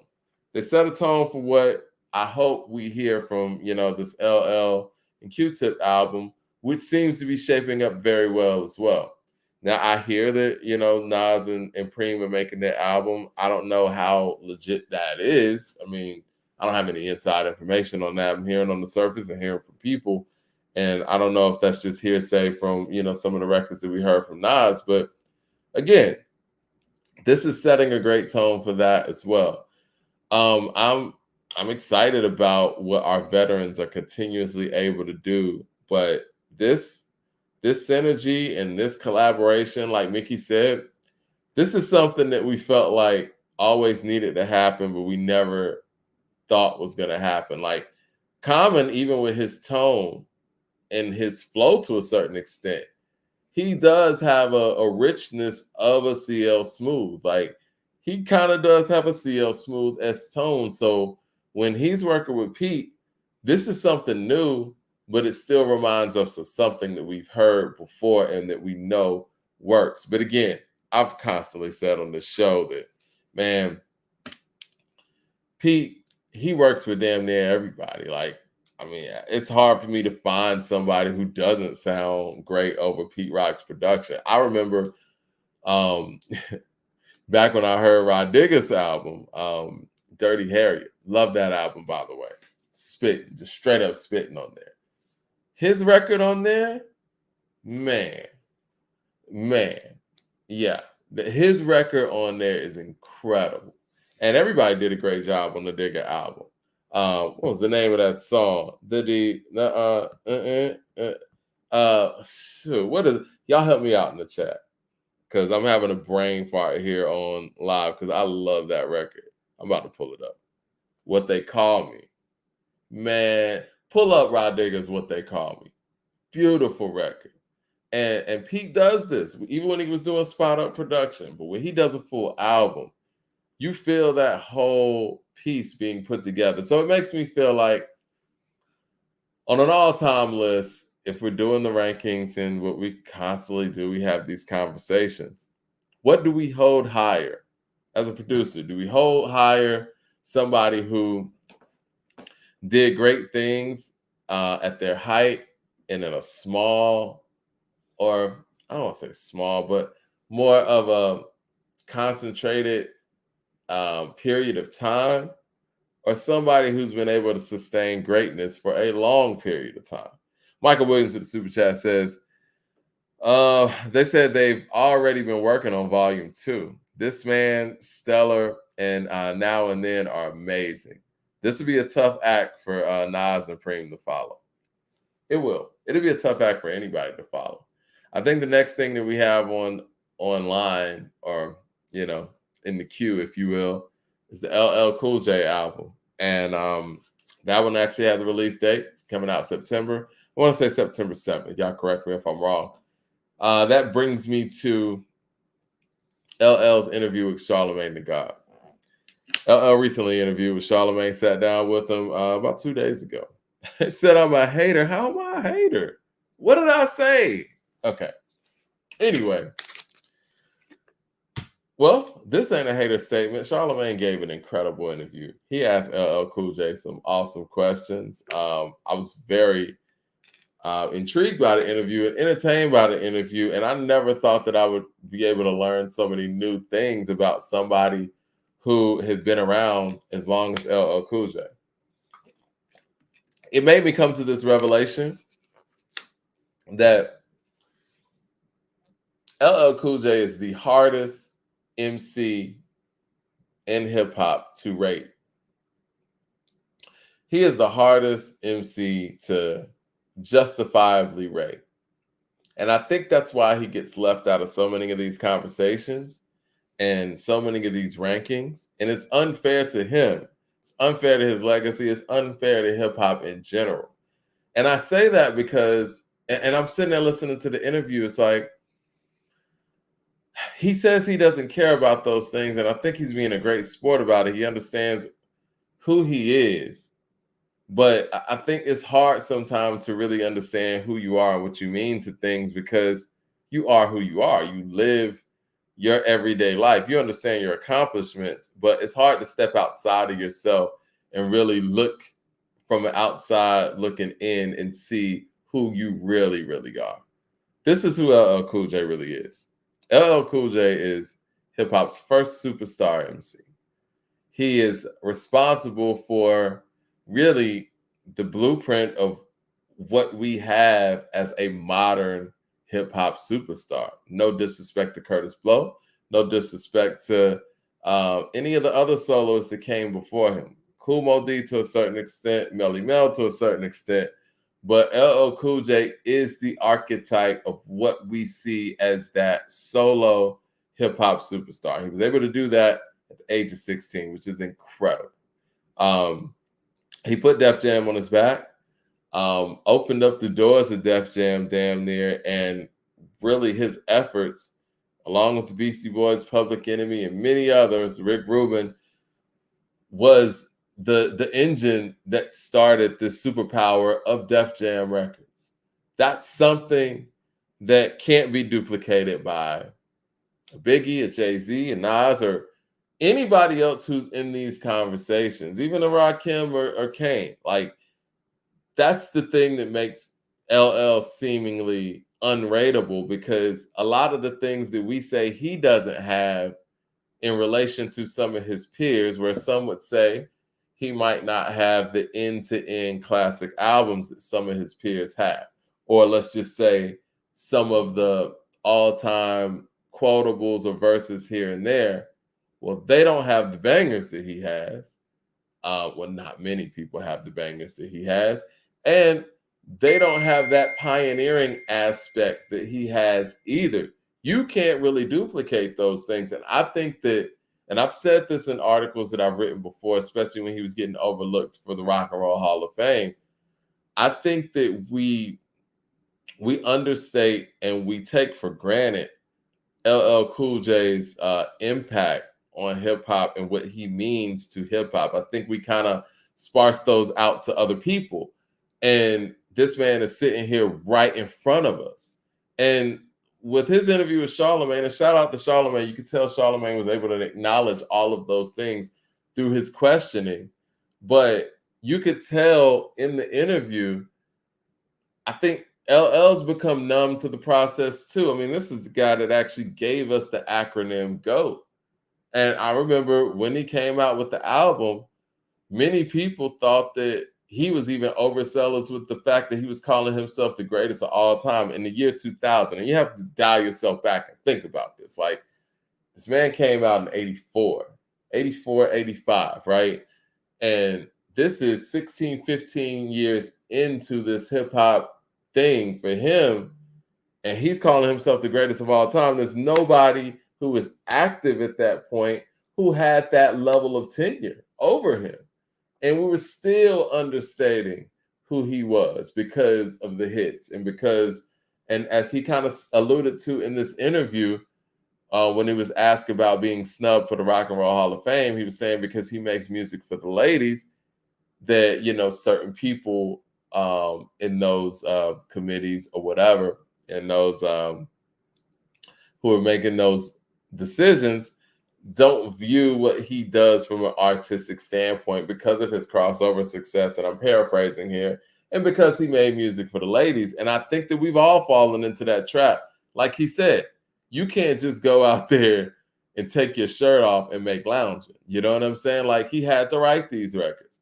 He had to write lounging. He had to write doing it. He had to be able to adjust with the times and continuously you know, stand the test of time as it was going on. There was never a period in our hip hop memory or lexicon coming up where LL wasn't active. And the fact that he's actually doing this now and wants to make a cultural piece with Q-Tip, I'm more than interested. I love the fact that he was coming at it from a standpoint where he said, he made a statement in this interview where he said he doesn't expect, and I think I said this earlier in the show, he doesn't expect the young people to just gravitate to his old music.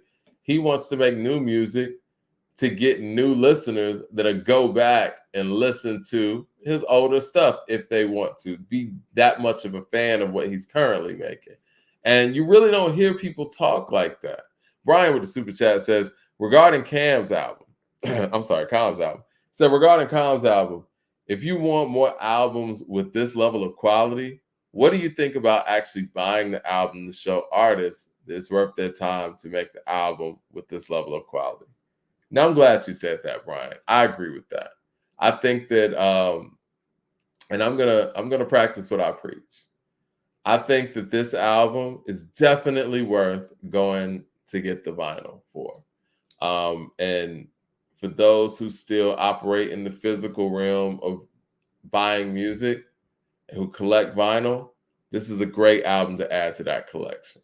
If you're just straight digital and you really care about the culture to that degree, find some way to support what these guys are doing. I don't know if they have a tour or anything lined up, or if there's some merch that actually lends itself to this project, but find some way, like Brian said, to show that, you know what, we support what you're doing, we love what you're doing, and if other artists follow suit and make this level of quality, it will be worth your time. Because for somebody like Common, he doesn't have to do this. Pete doesn't either, to be honest. Somebody like Common, I mean, he can go pick up a movie role and go get a check if that's what it's about. And I got to give Common credit. You could tell he really took his time to write this. You could tell that he really put in work to put this album together. And this is something that he was really passionate about. This is when we see who really loves the culture. And I'm hearing that from LL too. When LL's talking about this and talking about his place in hip hop and talking about Rock the Bells and giving hip hop artists and our legends their proper light, he really loves this. He's been doing this all his life. How could he not? But again, people like Common and LL, they got options. They don't have to do this. LL Cool J can go out there, do a movie. He can go host something. He doesn't have to do this. He has Rock the Bells running. He got festivals going on. And he probably has a whole bunch of stuff that we don't even know about going on. But he's centered and rooted in the music.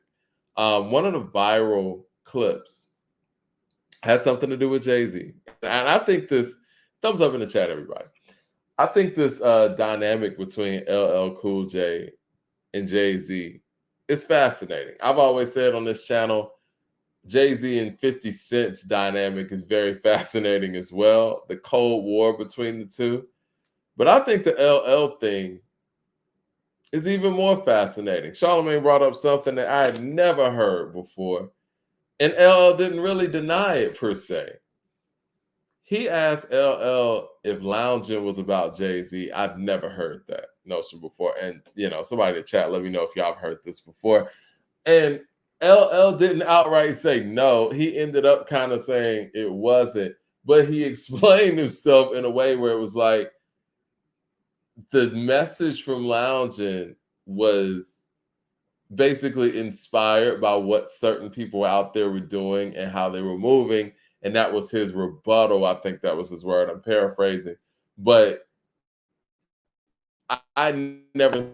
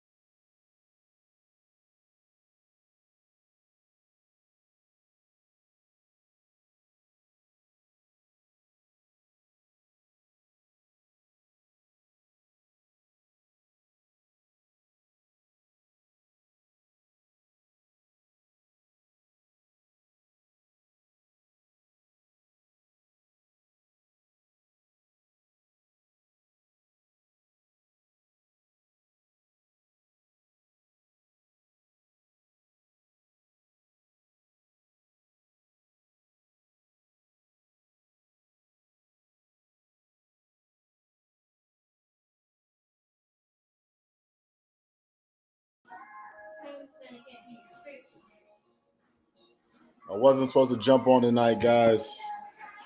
I wasn't supposed to jump on, but let me chop it up for a second. 1 second. Hold on.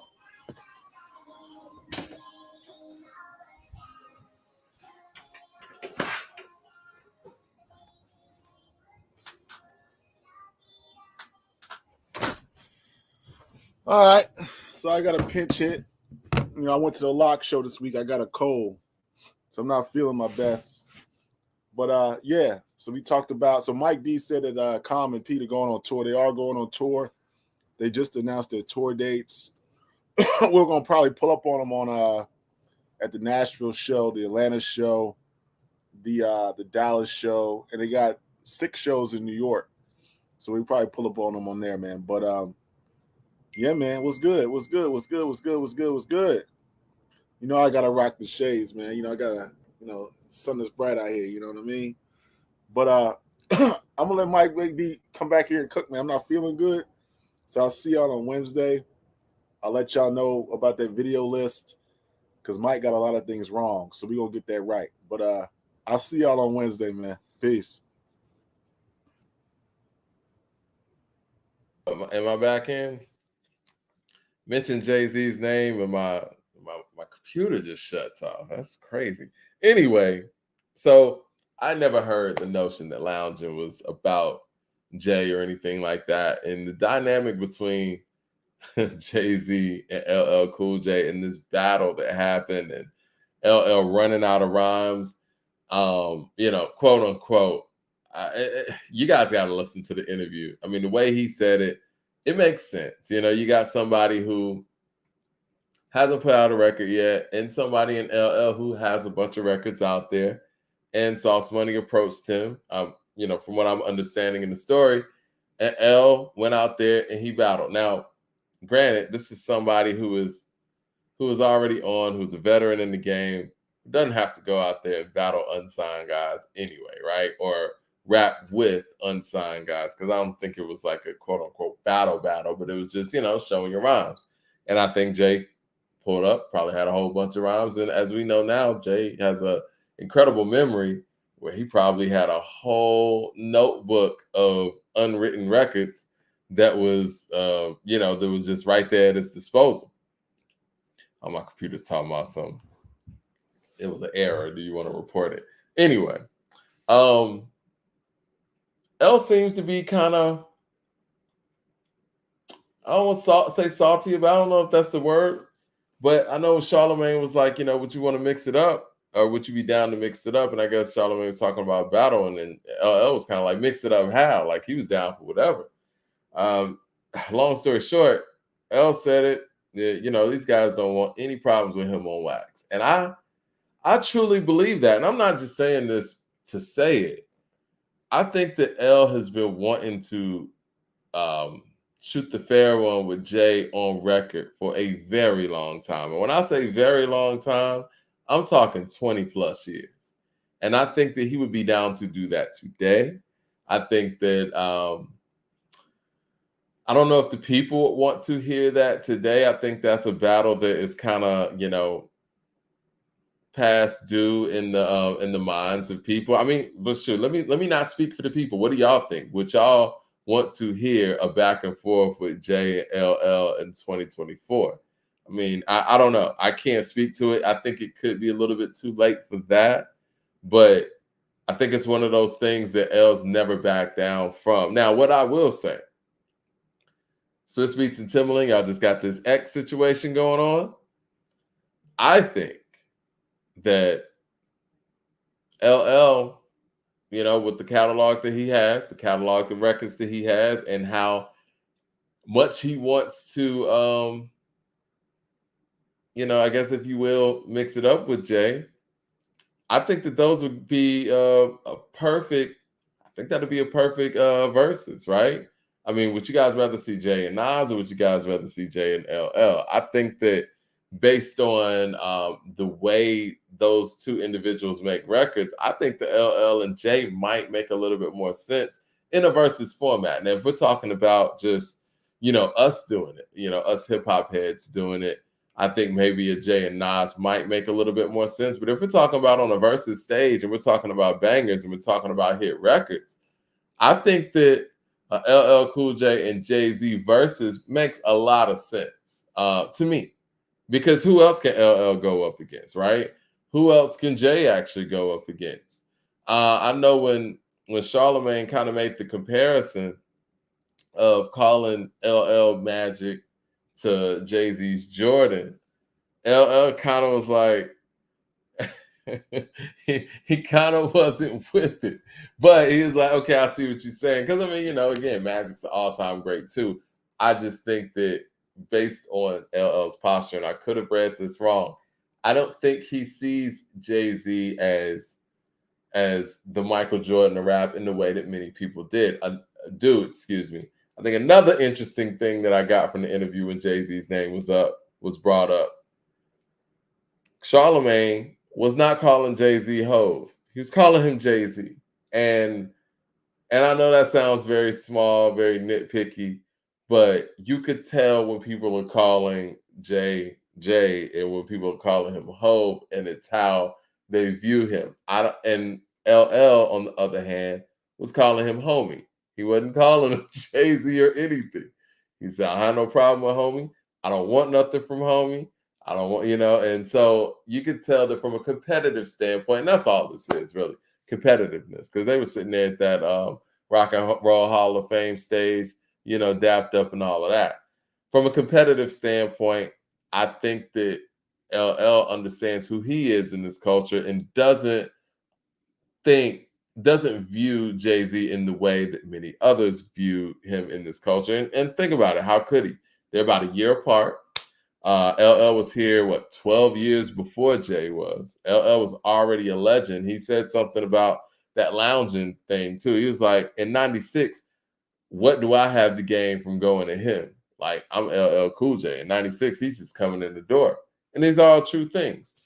And from a battle standpoint, who's more battle tested? Let's be honest. I mean, I think that LL's a little bit more battle tested, even though Jay-Z is very battle tested as well. I think it'll be a great battle. I don't want to really see a battle per se. I think that time is kind of past. But I think it would be fun for those two guys to go out there competitively and go record for record. Because for people who don't feel like LL has the catalog to do that against Jay-Z, I think he really does. I think that I don't know if that's styles make fights. I think that Jay-Z's strongest records are his non-hit singles, and I think that LL's strongest records are his hit singles. So I don't know how well that's going to fare with Jay in that situation, but hey, we'll see. I'm looking forward to this new LL album, though. I can tell that he's really serious about it. He's really loving what's going on in the studio, and it's Q-Tip, man. You don't really have too many better album makers in hip hop than Pete Rock, Q-Tip, and Premier. And if those three guys are lining up, Common, LL, and Nas, us hip hop fans have a lot to look forward to in the upcoming months, if that's going to happen. Now, again, it hasn't been confirmed that Nas and Premier are actually going to do that album. I think I'll believe that when we get a date, because again, and that's no diss to anybody involved. I'm just, Nas has given us 6 albums in 4 years. What else do we want? You know what I'm saying? What more can we ask for as hip hop fans? I think we're asking for way too much. But if it happens, I'm all for it.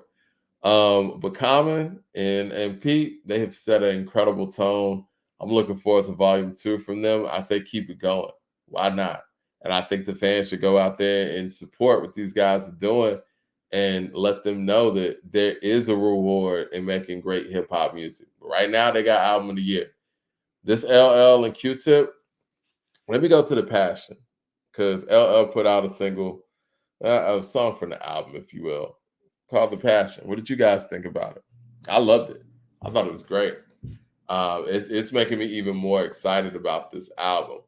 I think with the Pete Rock and Common and Pete Rock, it's album of the year right now.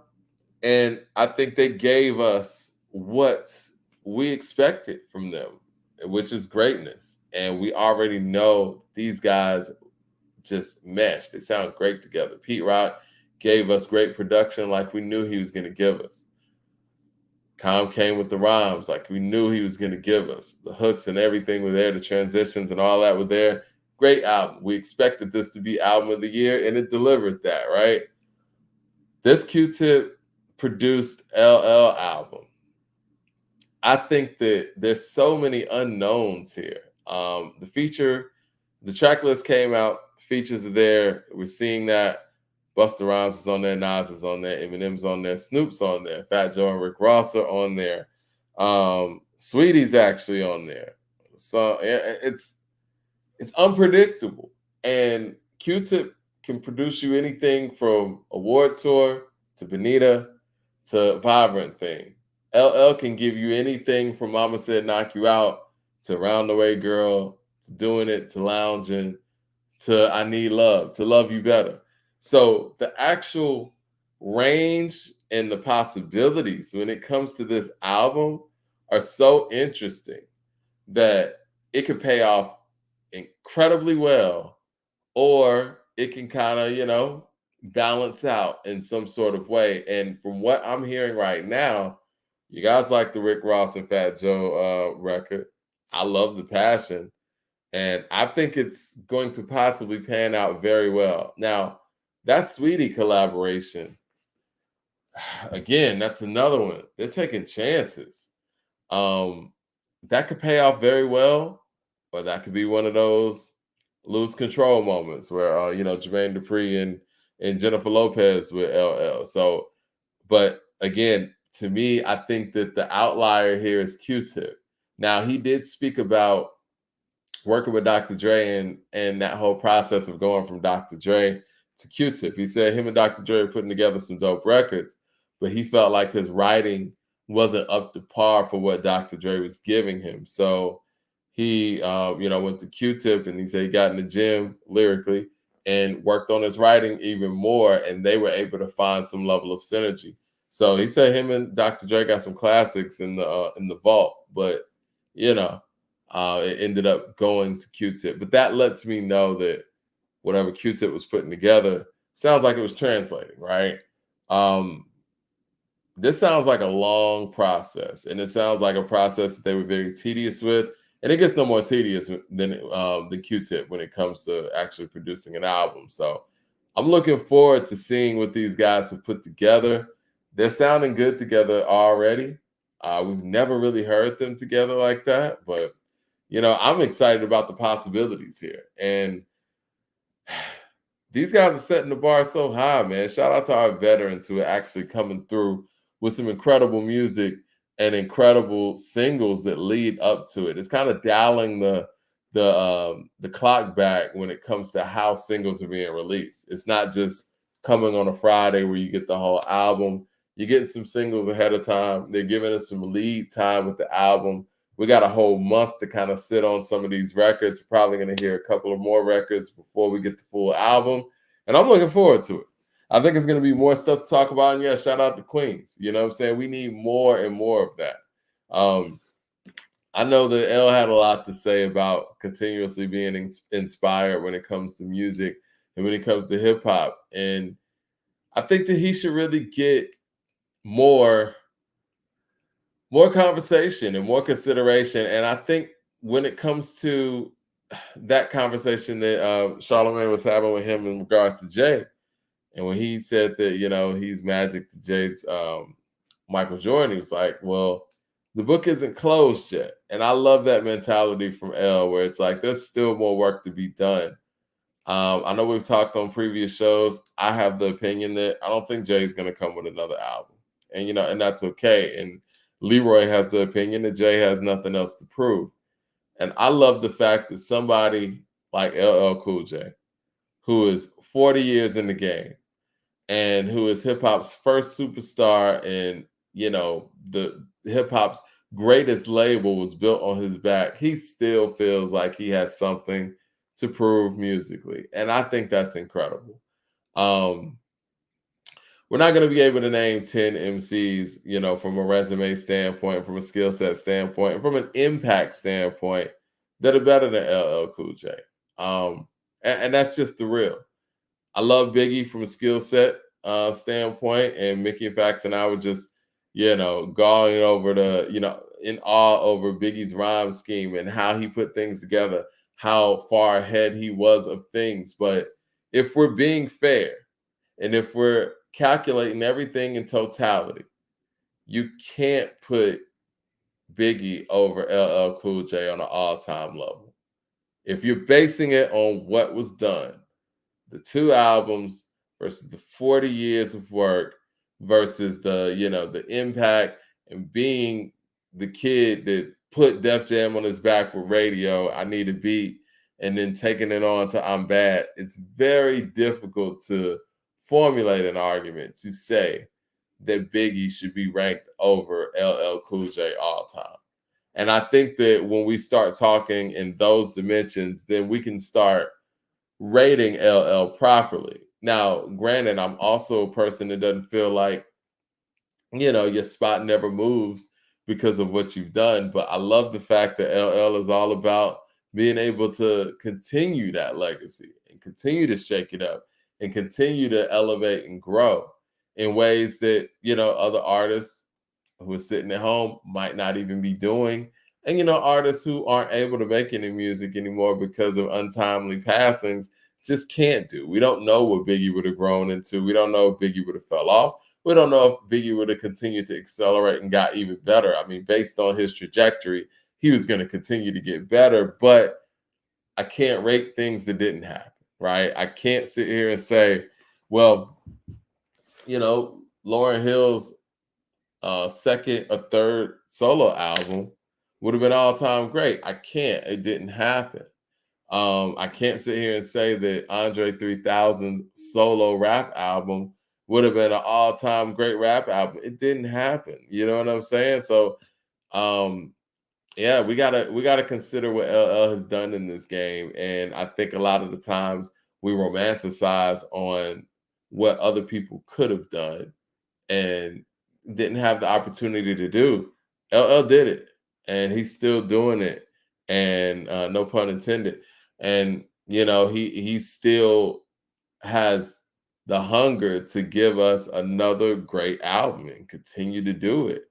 Tupac's a little different, man, but if we're being honest, Tupac's kind of an anomaly in the sense where he's one of those guys that was able to combine all of our greats into one man and have the catalog as well, and have the catalog that stood the test of time. But if somebody were to say, let's be real about it, we don't know what he would have been at 30. I mean, it's a fair assessment.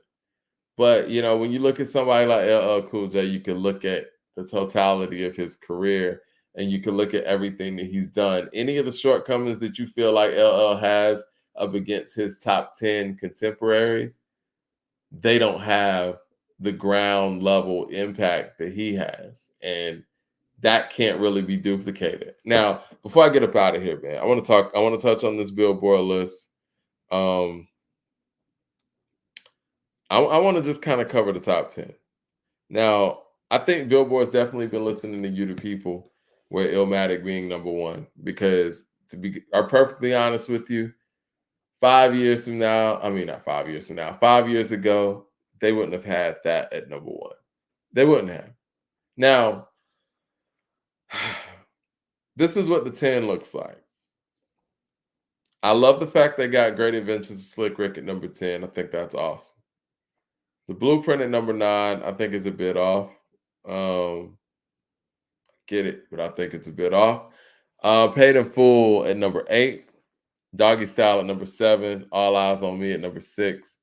Life After Death at number 5. Aquemini at number 4. The Miseducation of Lauryn Hill at number 3. Dr. Dre's Chronic at number 2.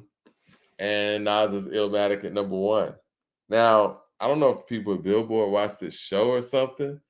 I've spoken very highly of Aquemini over the years. I've even written an article saying that pound for pound, it could be the greatest hip-hop album ever. And my justification for that was just musically, creatively, lyrically, it's a 5-mic album. And it's very innovative, and it's like The originality is through the roof. I think it's Outkast's best effort. With all that being said, coming from the guy who probably pumped this album up more than anybody and who's grown up feeling like it is the best hip hop album that I had ever heard, I am willing to go back and talk to my younger self and realize that, you know what, it may not be as high as you thought it was. And before I get stones thrown at me, let me explain myself. If we're going to go record for record, and we're going to go impact for impact, and we're going to go just the timeless nature of it all and just the innovative nature of it all, it's very difficult for me to put a Coup over Only Built for Cuban Links, right? The mic performances are stellar. You know, Big Boy Dre, Goody Mob, everybody showed up on a Coup. But did they show up on Only Built for Cuban Links level? I don't know. I can't answer that definitively. I don't think so. I'm going to be honest. This is Wu-Tang we're talking about. This is Verbal Intercourse feature that we're talking about. This is Jizza that we're talking about. This is Inspector Deck we're talking about. This is Method Man on Hooks we're talking about. Now, Ray is on Akumina as well. He's connected to a lot of great albums. Does Akumina have an incarcerated Scarface's Ice Cream or Guillotine type of record? I don't know. Incarcerated Scarface is tough. Ice Cream is tough to match. The singles on Akumina were Rosa Parks, The Art of Storytelling, and Skewed on the Barbie featuring Ray. But the record that seemed to have stand the test of time the most is Spodioti, seems like. It's very difficult, man. I love Akumina. I love the fact that Akumina is number 4, and Billboard also had Outkast as the number 1 album. Judgment Day, you got Akumina of Only Built for Cuban Links. I don't know. I'm not totally convinced. And this is the thing too. As great as Akumina is, I think from a technical standpoint, it could be better than.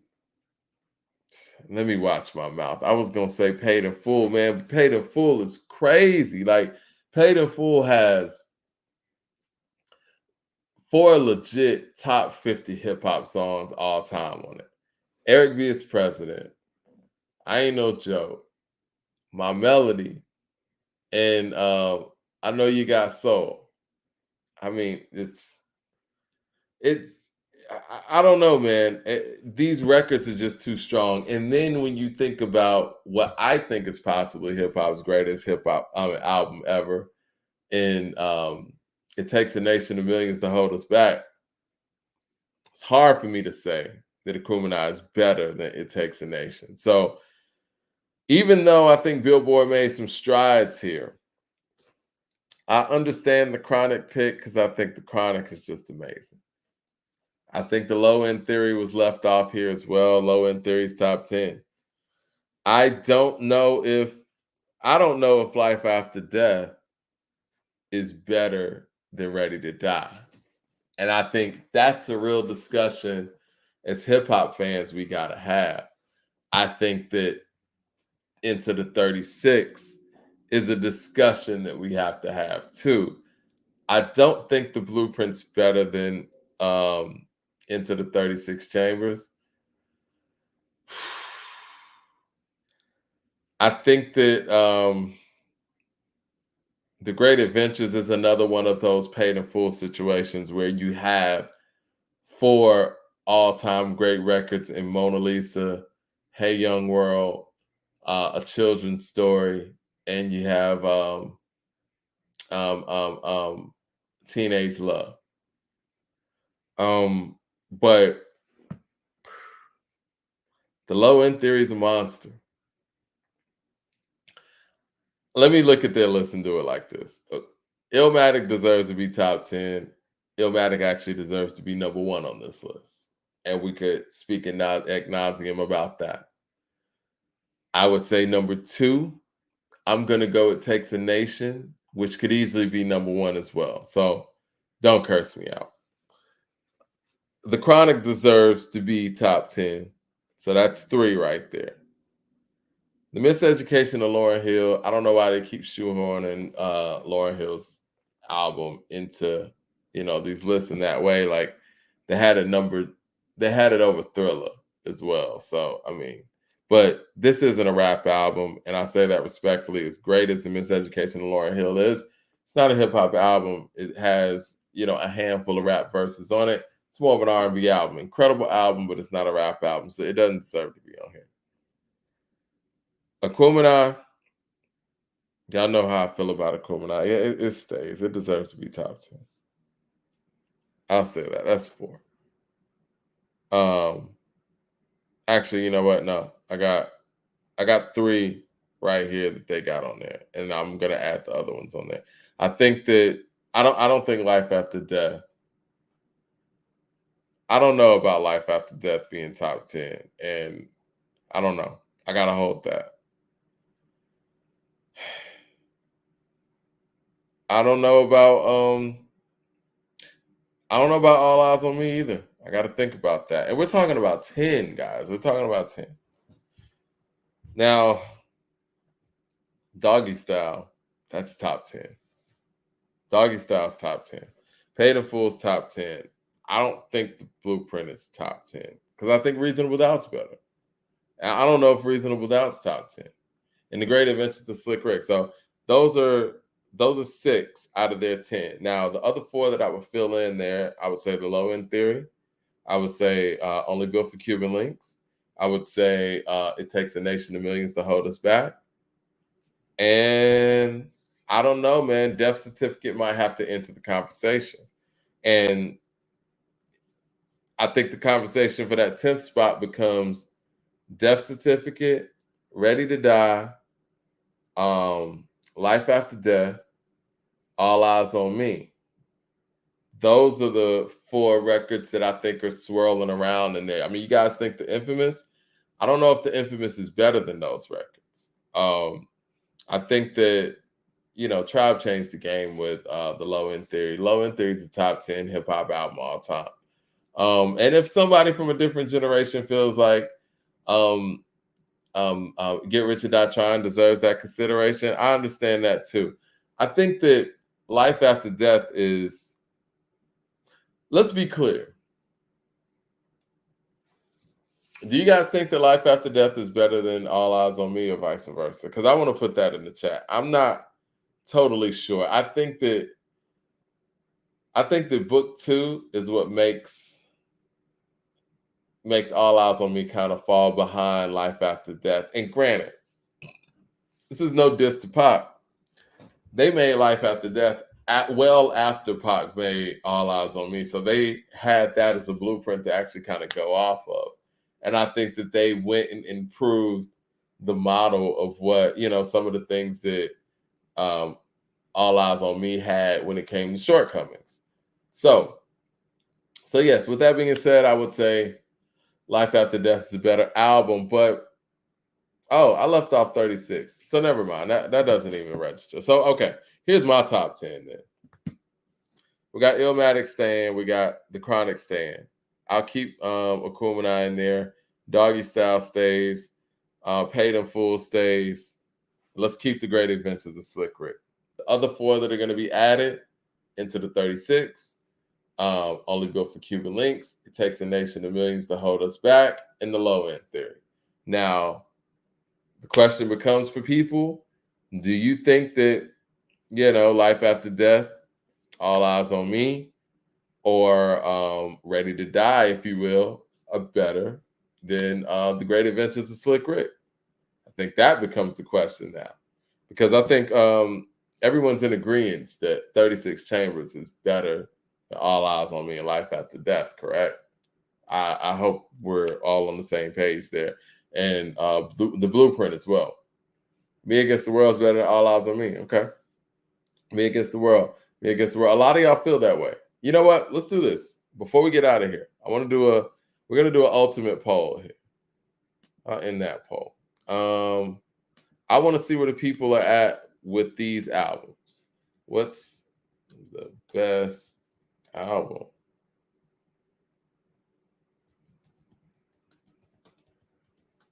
Hip hop album. We're gonna go. I want to do Ready to Die, All Eyes. No, we'll do Me Against the World.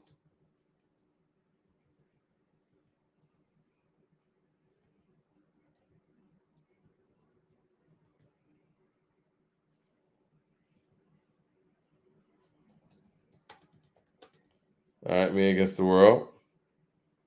We're gonna do All Eyes. On Me. And we're going to do Life After Death. And boom. I want to see what you guys think about this. So we got 4 options here. We got Ready to Die, Me Against the World, All Eyes on Me, Life After Death. Now, what is the best album of those 4? I'm going to give you my answer. Choosing between all of these, I would have to say Ready to Die. Ready to Die is one of those albums that it's interesting because it had so many different remixes and so many different remasterings, and they were adding on stuff like, Who Shot You? So let's count it from its original form. So a lot of people are kind of jaded by, or not jaded, but skewed by, some of the revamping and the remixing of that album.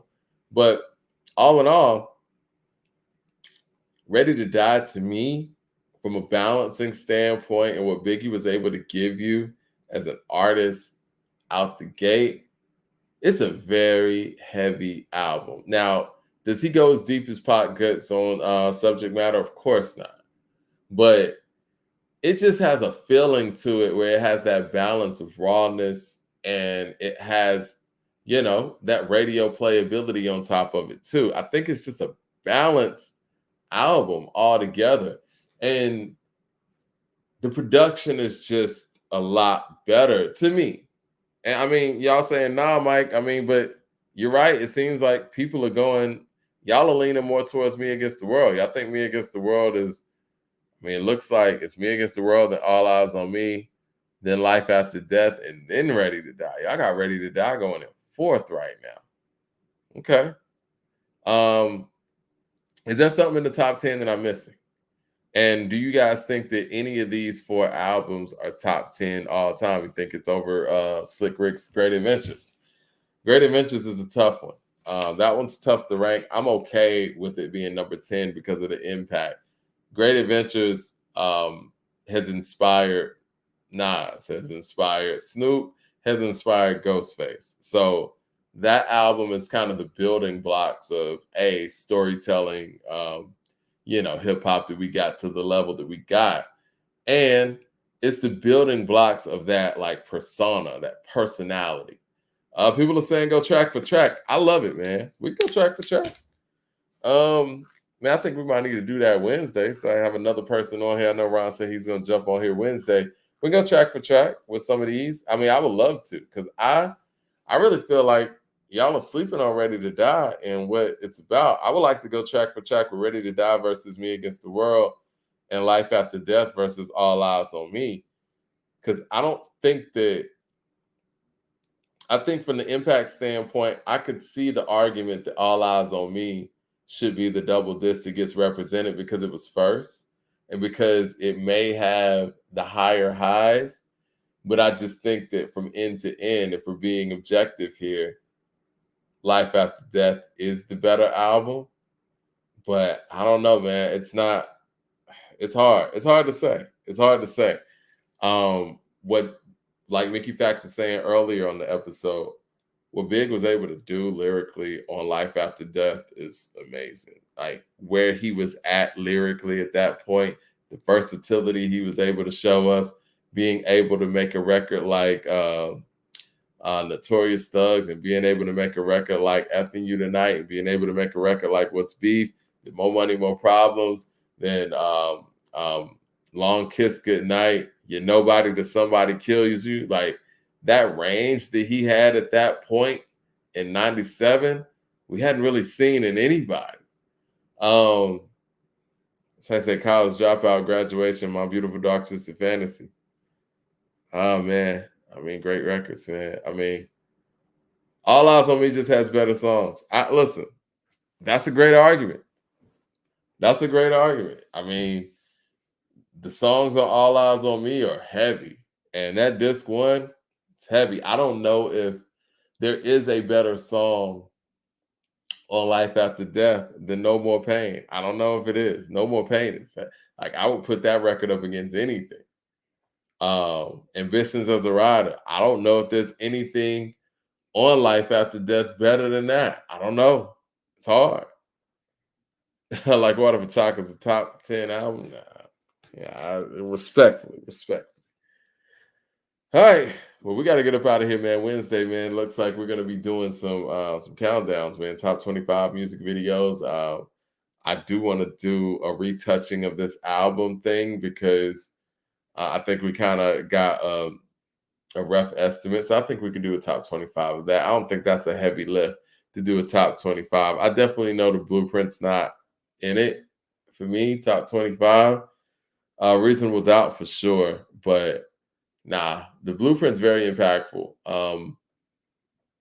I think on an all-time level, I would have to put the Blueprint. Shit, I was gonna say over Supreme Clientele, but it's not a better album than Supreme Clientele. You see, Get Rich or Die Trying is better than Ready to Die. I think y'all sleeping on Ready to Die. No, what we're gonna do next episode, we're gonna go track for track. We're Ready to Die and some of these other albums. Because you know what? I tried to play Ready to Die like that, I want to say maybe a year ago. So, my former co-host. And no, Ready to Die went track for track with DMX's album. And it wasn't it. But yeah, I'm about to go ahead and get up out of here, man. Y'all hit like and subscribe. Appreciate y'all joining with the show. And we're going to see y'all Wednesday.